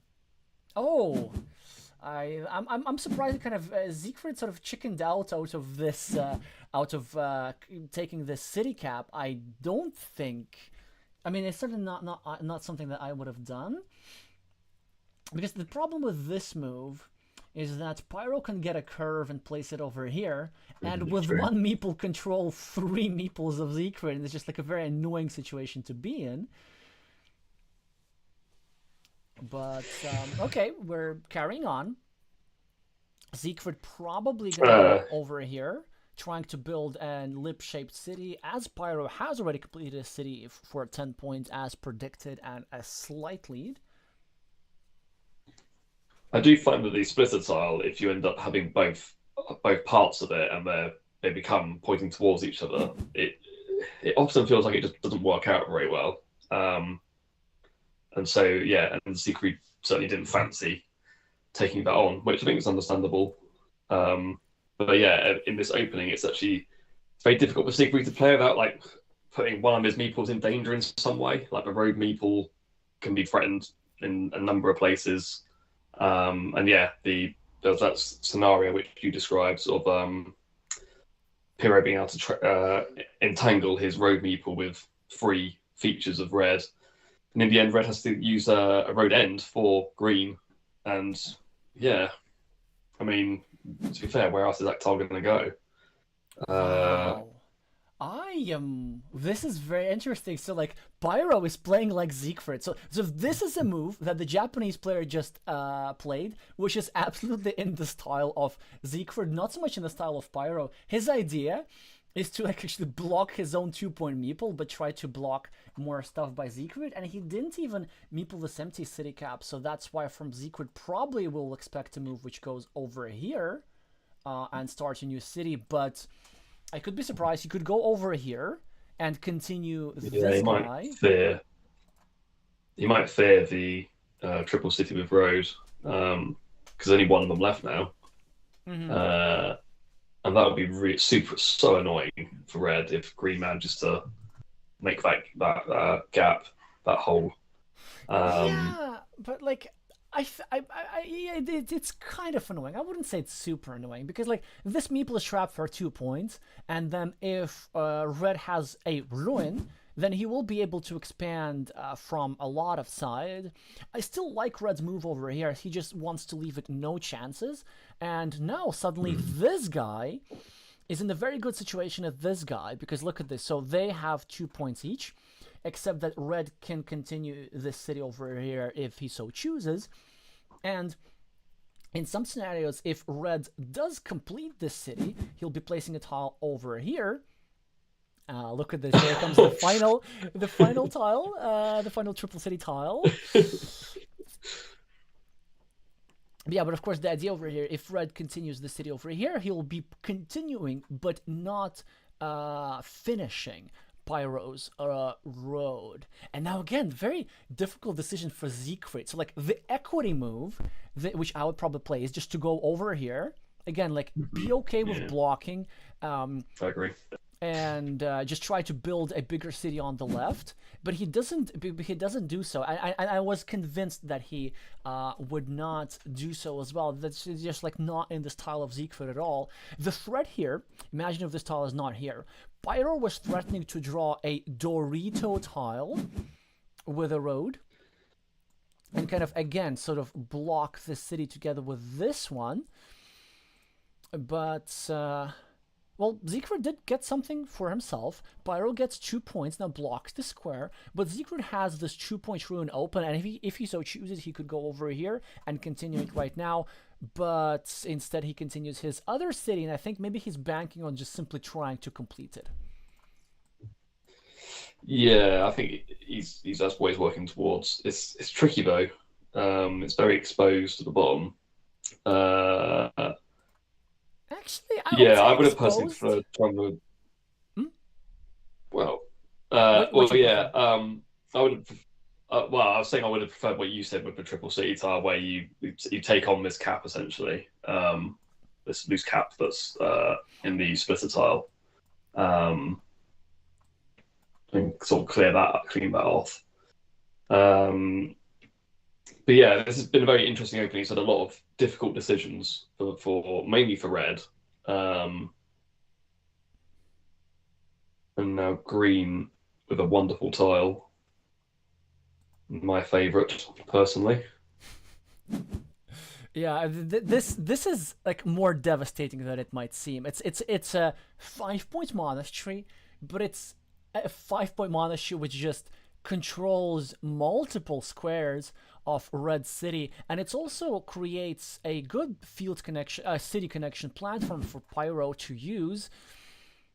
Well, let's see if Pyro even chooses to connect. He might go over here right now, but I have a suspicion that he might not even be in a rush. Oh, check this out. How about this move? 3 points over here.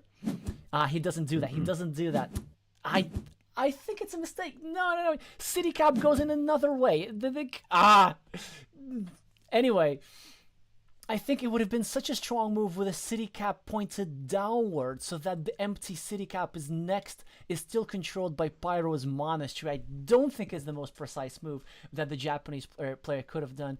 Also, another idea was, as I said, scoring 3 points over here with a city cap facing over here, preparing a move with a Dorito, blocking this square because all of the 3 triple city tiles with the road are out. And as a result, what happened is just Siegfried got a free 4-point city, which he says please and thank you. And finally, after 20 placed tiles, the Hungarian player gets on the scoreboard. Yeah, and Siegfried's position isn't terrible, and I don't think he needs to complete that city to win the game. It'll be interesting to see how he now goes about it. He could say, you know what, you're controlling my city in 2 places with your monastery that's almost finished. I'm just going to have this big ruin instead, because he's got a monastery which could come back reasonably quickly. Maybe this road also, like in a couple of turns' time, looks a lot better has one of the ends finished up, and he can just try and grow a big ruin, possibly. Yeah, look at this. Siegfried's preparing to finish a monastery with another monastery, still 4 of those remaining. This road could finish in nicely. Pyro scores 4 points for a little city, and Siegfried gets the monastery. Wonderful placement, an instant move, one that even Siegfried doesn't spend much time on. 9 points go on the scoreboard, only -5, and Red's position is not all that bad. Red's main problem, of course, is the fact that green has just drawn 2 shielded Dorito tiles, and there are still 6 Dorito tiles remaining for Pyro to finish a wonderful rhombus-shaped city. And it's quite difficult to access, so I think what the Hungarian player might have to do is just take the damage from this city and try to accumulate points elsewhere. So a move that I have in mind is maybe going up top, starting a new city, and kind of putting pressure on this guy. Because Pyro had this 1-point city meeple here for a very long time, I think since move 3. Yes. Yeah, sometimes you just have to accept that your opponent can build a city fairly unhindered, and it's not going to be worth the time to attack it. And that's the way the bottom left city feels a bit to me. I mean, it would require Siegfried to draw a road tile to start setting up an attack, and then draw something to try and share onto it. Oh, I wasn't expecting that. Yeah, I strongly dislike this move. It looks like it's well, I might have to eat my words as Siegfried completes Yeah, we this might eventually, but I would like tease. I mean, if you are going to try and complete that city, at least like do this square first, and only then make the move that helps your opponent's monastery. But I think he's a no. I mean, I can see where it's coming from. But one thing that we have to accept, I mean, Siegfried certainly has had success. Like he's rated, he had like 800 rating points. He won, I think, 5 out of 6 of his duels in this championship. That's what it said, yeah. So yeah, I think that's right. But he plays a style which is really, really different from most players. So some of the moves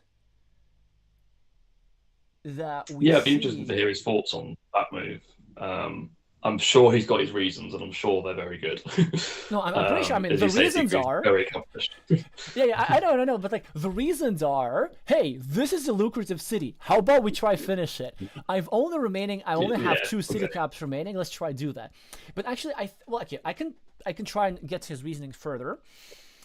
He exposes a city connection platform, but he actually exposes 2 city connection platforms. So let's say if Pyro tries to connect to the city over here, then Siegfried can, he can start blocking, and he can block this square and have 2 of Green's meeples trapped.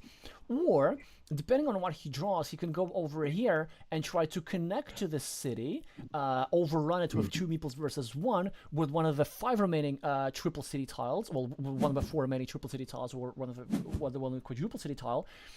And then, Siegfried gets a monastery, Pyro gets a monastery, gets a 6-point monastery spot. Siegfried's probably gonna go over here, be 1 tile away from finishing his city at the bottom. Yeah, it's worked out fine. Well, almost. It's instant block. Instant block. Oh, and he had the starter tile as well. Yeah, exactly. Just 1 tile before the city was finished. But you know what? He still got something out of it, because Pyro was forced to spend a valuable tile, and now Siegfried got a 4-point city essentially for free. Pyro used the tile for blocking, which he would have used over here. So actually, this move was a massive. This sequence, even though his city got blocked, was a massive win for Siegfried.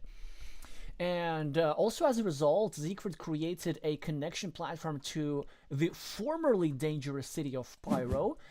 And Pyro chooses not to continue his city. Instead, he chooses to start attacking Siegfried's road. Very interesting prioritization here. I mean, my instinct would always be to go over here, but maybe the Japanese player has something else in mind.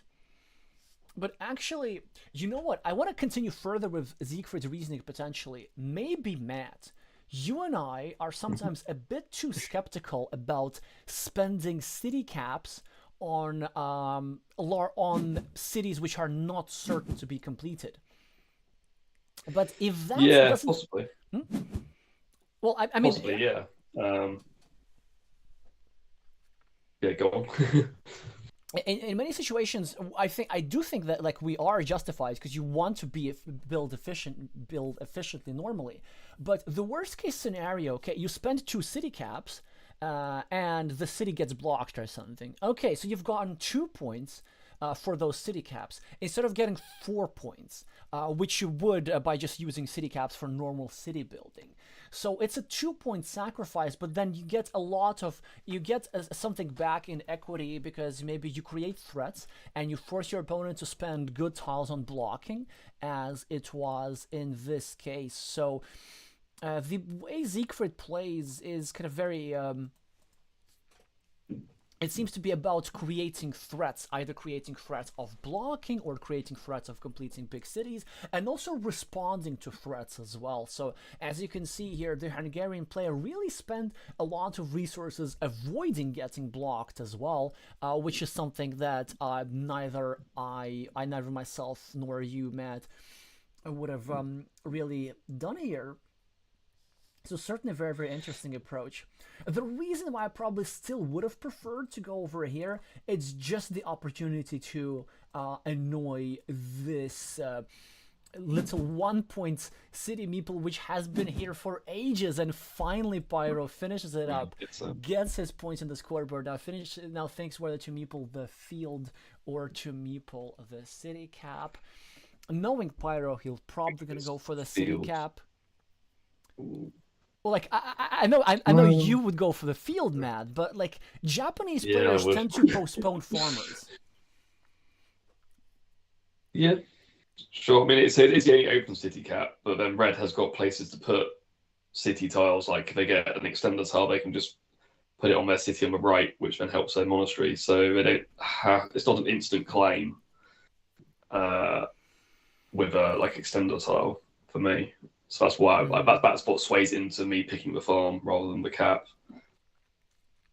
Oh yeah, and of course, another like the main problem with picking the cap instead of the farm is that then Siegfried instantly goes here with a straight line and drops a farmer. Like this sort of pattern is really annoying to deal with. Still goes for the cap. Okay.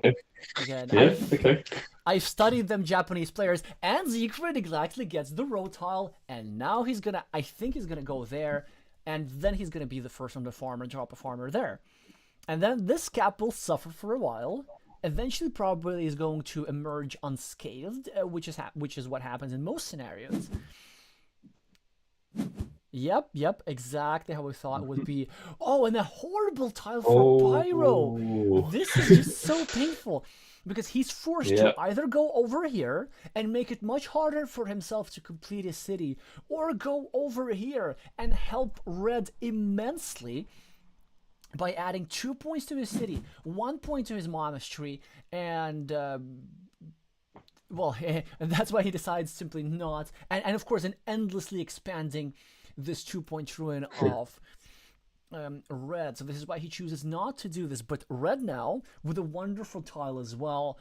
So my first instinct is to go over here, add the same 3 points, 2 for the city, and prepare another monastery spot. Yes. Yeah, green still has a threat with this city though. Like there's still plenty of time left in the game for this city on the left to complete or threaten to complete. And they can still be, and the game may hinge, or we may see a lot of activity over here on the left-hand side. But yeah, certainly an annoying tile to draw for Pyro. And as you say that, Matt, actually, this is exactly what Pyro is going for. He wants to build around with 2 Doritos and a city cap. Well, technically, it's, Siegfried continues his wonderful city on the right. Pyro just keeps drawing the Doritos, but it's a good question whether it goes over here in an attempt to complete his city, or it goes over here in an attempt to get a city cap, drop a farmer, equalize the farm. He chooses the latter. Siegfried now. I know what Siegfried was going to play. I'm just going to curious what you're going to do here, Matt. Oh, are you thinking what claim the city in the middle? Is there, all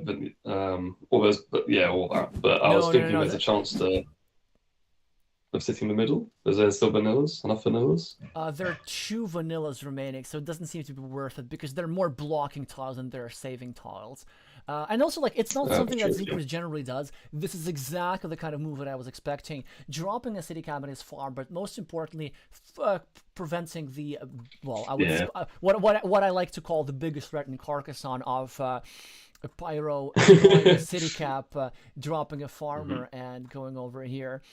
So actually, there's also a psychological reason, a personal reason why I'm calling it the biggest threat in Carcassonne.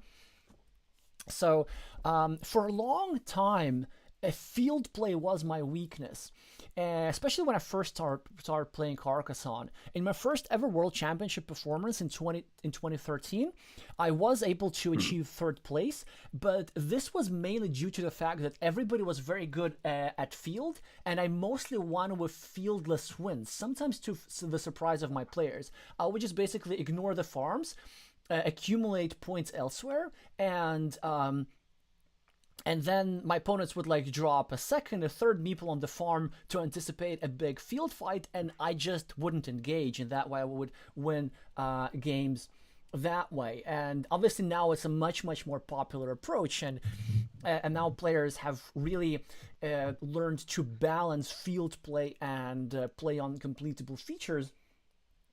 But then as players became more onto me, I really lost a lot of games, like hundreds and hundreds of games, because of not farming early enough, and Mm. because just being a bit too inefficient with farming. So it was my like big weakness of for really several years, and one and the reason why I remember one particular game on Board Game Arena when I just joined, where I had against Umberto Fukuda, where he did the thing where he finishes a city cap and drops a farmer, and he did that like 4 times in the game, and I ended up, there was a big field where he had, on which he had 4 farmers, and I had just 1 farmer, and I lost that game like -30 or something. And like that feeling of helplessness, this is what made me think, okay, like I should start treating field more seriously. Like there's a wake up call, like there's some learning we have to do. And so that's why, like, whenever I see a player who's about to finish a city with a city cap and drop a farmer, I always like bells ring in my brain. It's a big threat, big threat. Like, do something about it. And well, Siegfried knows this. That's why Siegfried did something about this. That's why he is enjoying his 6 point, potentially 9 point, potentially 12 point field. Whilst this 2 point meeple of Pyro has some working to do.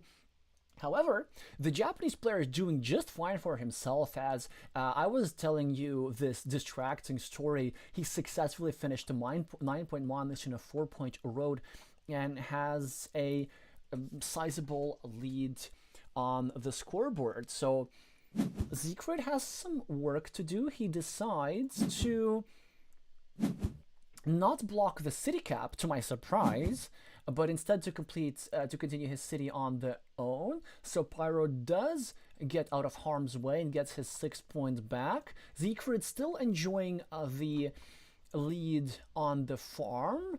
And he's gonna get a city cap over here. Probably scores 4 points for here. He's gonna get a city cap and drop a second farmer, and maybe he's going even to try to finish this monastery at some point. He could even try to do this right now. Let's see what the Hungarian player does. Not the easiest tile to play, actually, this curve. What would you do, Matt? Do you... Ooh, very interesting move. Do you agree with that, Matt? Yes, if I've not counted all the tiles, but yes, if there are, it does look like there's a yes, because is that all the starters out? Yeah. Um, so yeah, I think that increases his chances of completing that city. So I don't mind that. And kind of putting this tile where his monastery is difficult in that whatever way he places a tile, it's probably going to increase the risk heavily of it getting blocked. That doesn't mean you should still try and do it though, because creating that threat would require the Japanese player to spend the move on trying to stop him from beating the monastery. and it may still work out depending on what tiles are drawn. But I can understand this move. Um, I think there's Possibly a yeah. worry now is that there's a field opportunity at the top now for green to potentially use to come in on He if green feels decided like they not to need the use field. They it. don't necessarily, yeah. And Yeah, that's I fine. don't That's know. fine with that tile. That's absolutely fine. Um, Oh, check this out. So Siegfried, uh, like I think also like one of the additional reasons for behind this move again, because like we both of us like neither you and Math, neither you nor I Matt like play in a style which is remotely similar to Siegfried. Well, maybe with the exception of you, because like you seem to prefer closed positions more often than I do, and this is something that the Hungarian player does. But these spatial moves, so we're just kind of trying to guess what's going through Josef's mind here, but I think the idea is to try to be economical with meeples, because when he finishes the city here, he will not be forced to drop a second farmer to protect his farm. Maybe that was the idea behind it. Because he'll just use a regular vanilla city cap, and then this city, there will not be another but there's still vulnerability. but there's one big vulnerability for the farm right at the top, and that Yeah. will become even more big and vulnerable if like just a vanilla cap's dropped. Um, That's true, yeah. So maybe his plan is to draw a road tile a bit later and try to eliminate this field connection opportunity. But I wonder it takes if quite a while though to do that. I know, and I completely Like to agree be with you, safe, man. yeah. Yeah. It's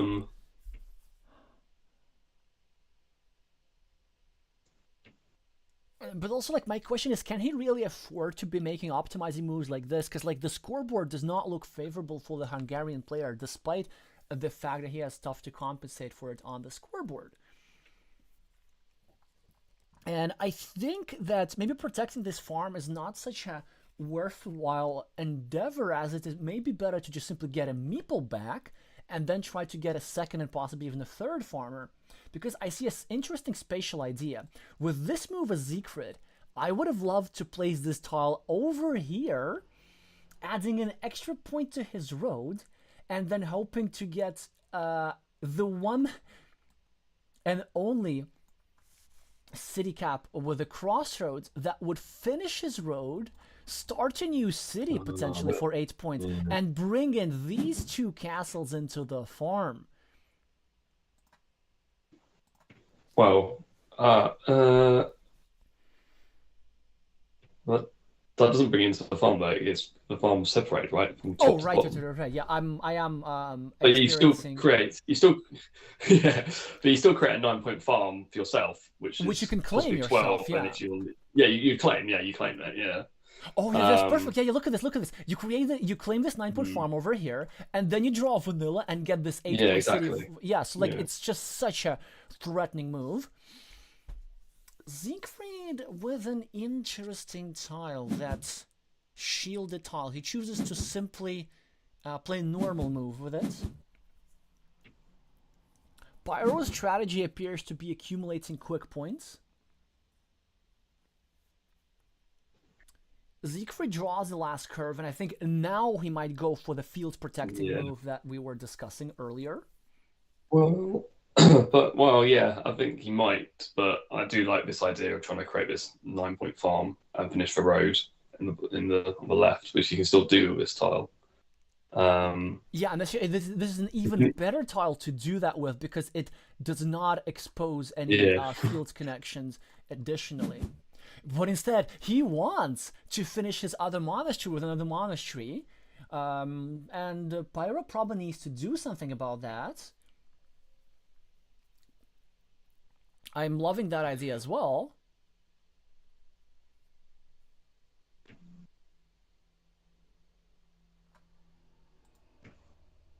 It depends, like, how far ahead is Pyro? Can he afford to go over here a good and bit. meeple Yeah, this I'm one sure point about. city Yeah, cap? precisely. Possibly. So I think I counted a few turns ago. Red had about 35 on the board, so that makes it like 56. And then Green's then surely got more than 10 on the board. He definitely has more than 10 on the board, plus more meeples. So yeah, Red's going to have to invent something.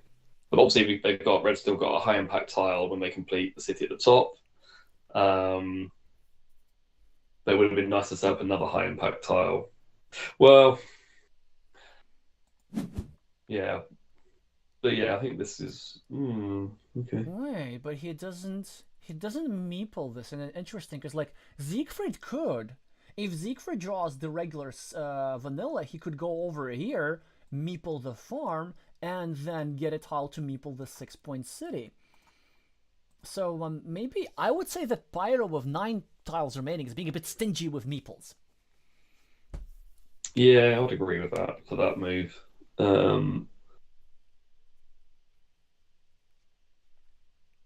I mean, I guess he's saying that Siegfried would like to use a vanilla cap at the top and a vanilla cap in the spare cap on his farm.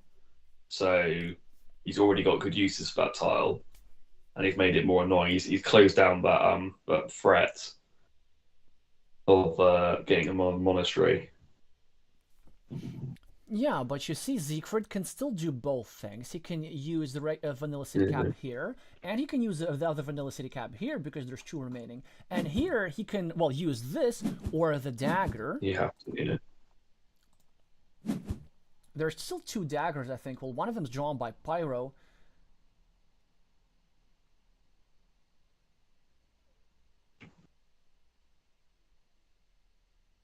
Let's see if he chooses to attack the field. But now if Pyro attacks the field at the top, then Siegfried's gonna draw a city cap and drop a farmer here. He's gonna do... Oh, ah. Oh, nice. Nice move by Pyro. Claiming a 4-point road and making it much harder, well, actually pretty much impossible for Siegfried to finish this city, because the only way to do this is to get this, how would you call this, barbed wire tile. But then he has other uses for that tile, such as like maybe finishing this road and dropping a farmer.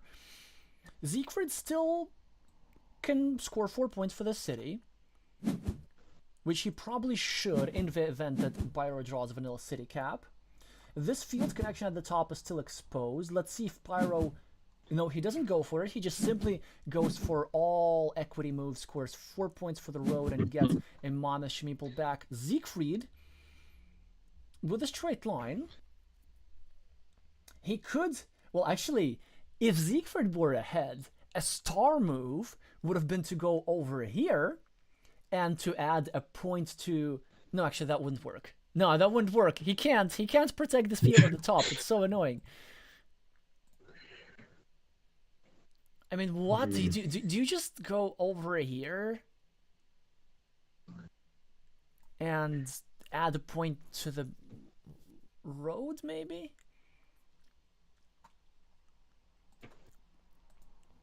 Well, wherever you go, don't lose on time. He does decide to simply get the monastery. Well, now Pyro could go for the field, or it could go for the monastery. It doesn't really matter that much. Given that there are still 2 vanilla city caps remaining, I think if he goes over here, he has like a at least an 83% chance of winning, 5 and 6 chance of winning. Because then if he goes over here, the only way Siegfried wins is if he draws 2 vanilla city caps. And I'm not even sure if he wins then. He probably wins. Because Siegfried behind on the scoreboard, but his monastery is nice. His ruin is nice. His field is nice. His road is nice. But Pyro's 2 roads and 7-point ruin are also nice. I think it's close. I'm just trying to work it out, though, the score.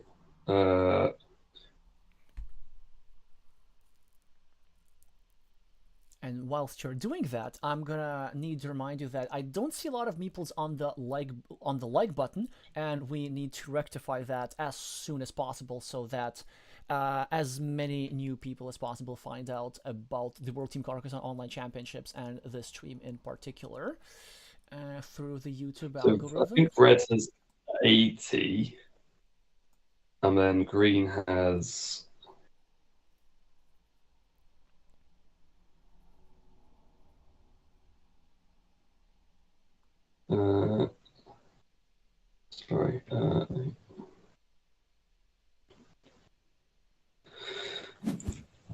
Green have like 80 as well? So he does go for the field. Okay, so it was 83%. Now it's actually 50-50 as Siegfried draw the first of the two city caps. And now is the question, does he simply go for the 50-50? Because this is the only way to connect. There's only one tile remaining to connect. And there is no way to get into this field around here, I think. Oh, I'm not that sure. Secret simply chooses to score the 7 points. Pyro. Got Secret at +4. Red at +4, I believe. But Green with the big threat to connect at the top. Exactly. But Siegfried's going to have 2 moves instead of 1. 1, 2, 3, 4, 5, 6. There are no curvy tiles remaining at all, so some extravagant ideas of going over here and dropping a farmer, they won't work. 1, 2, 3, 4, 5, 6, 7. Okay, there's a crazy idea of going over here and trying to connect with the one remaining road. So that would be interesting. I'm not sure if that is exactly worth doing. No, he simply goes for quick points. He believes that this is enough. So 50-50 chance. I think it's a coin flip for the game. Siegfried gets the straight line. So he does not get a city cap. And we will find out who's going to win this game just based on the I think Siegfried has a +1. And if he goes over here and drops a farmer, this will be a 4-point move. He'll be at +5. The other remaining tile, I believe, is a cow tile. So Pyro must have missed an opportunity. Pyro could have gone over here and try connecting to this ruin, no? And then Pyro would have Pyro would have had threats in both places. But instead Pyro just wins the coin flip. Boring. And you see, and Siegfried gets the cow tile. So I was correct about this.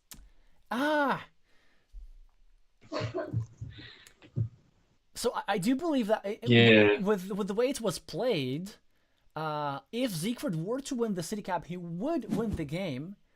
And Pyro could have increased his chances and finished off in style by going over here and then threatening to connect to Red's ruin and to the field at the same time, and it would be impossible to stop both of these threats.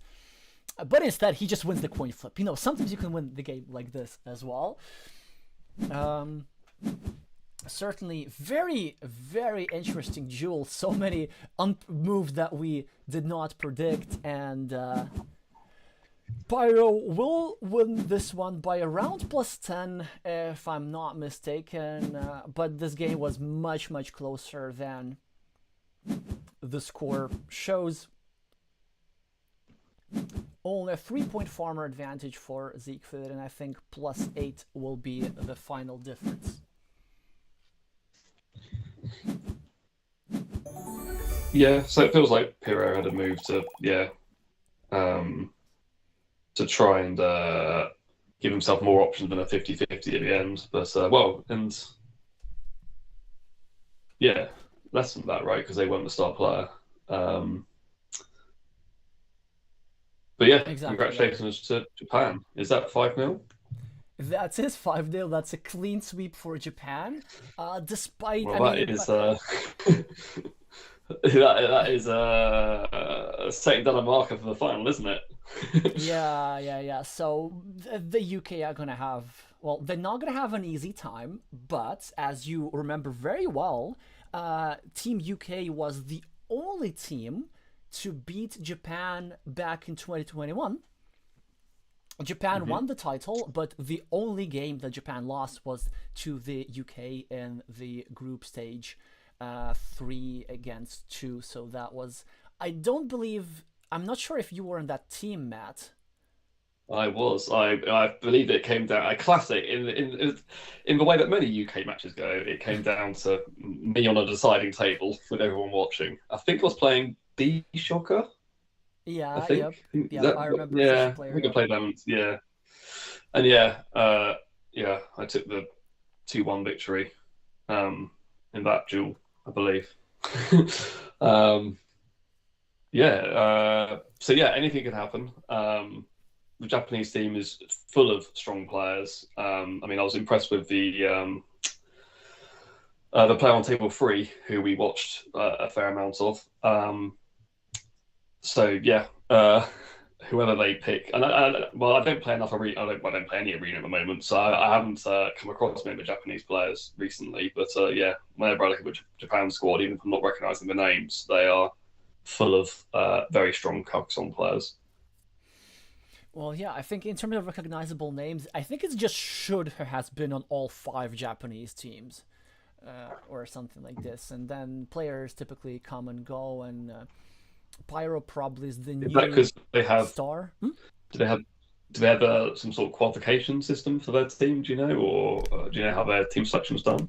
I would expect for there to be a national selection, but I also know that they have a culture of rotation as well. So I think for them, it not only matters to get the best players, but to give more players some chances. I know that some players are just no longer interested. I believe Pentatron, for example, just like proved everything he has to prove by winning the world championship in Essen back in 20 what 14, yeah, 2014, and also by just winning the world championship title Yeah, in the team championship with Team Japan, and just now plays casual games on Board Game Arena once a month or something like this.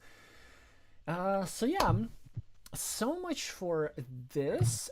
So for we will be wrapping up the stream shortly, and we will still be here for a few minutes. So if you have any pressing question to my special guest, who is the reigning world champion, Matt Tucker, do make yourselves known in the chat.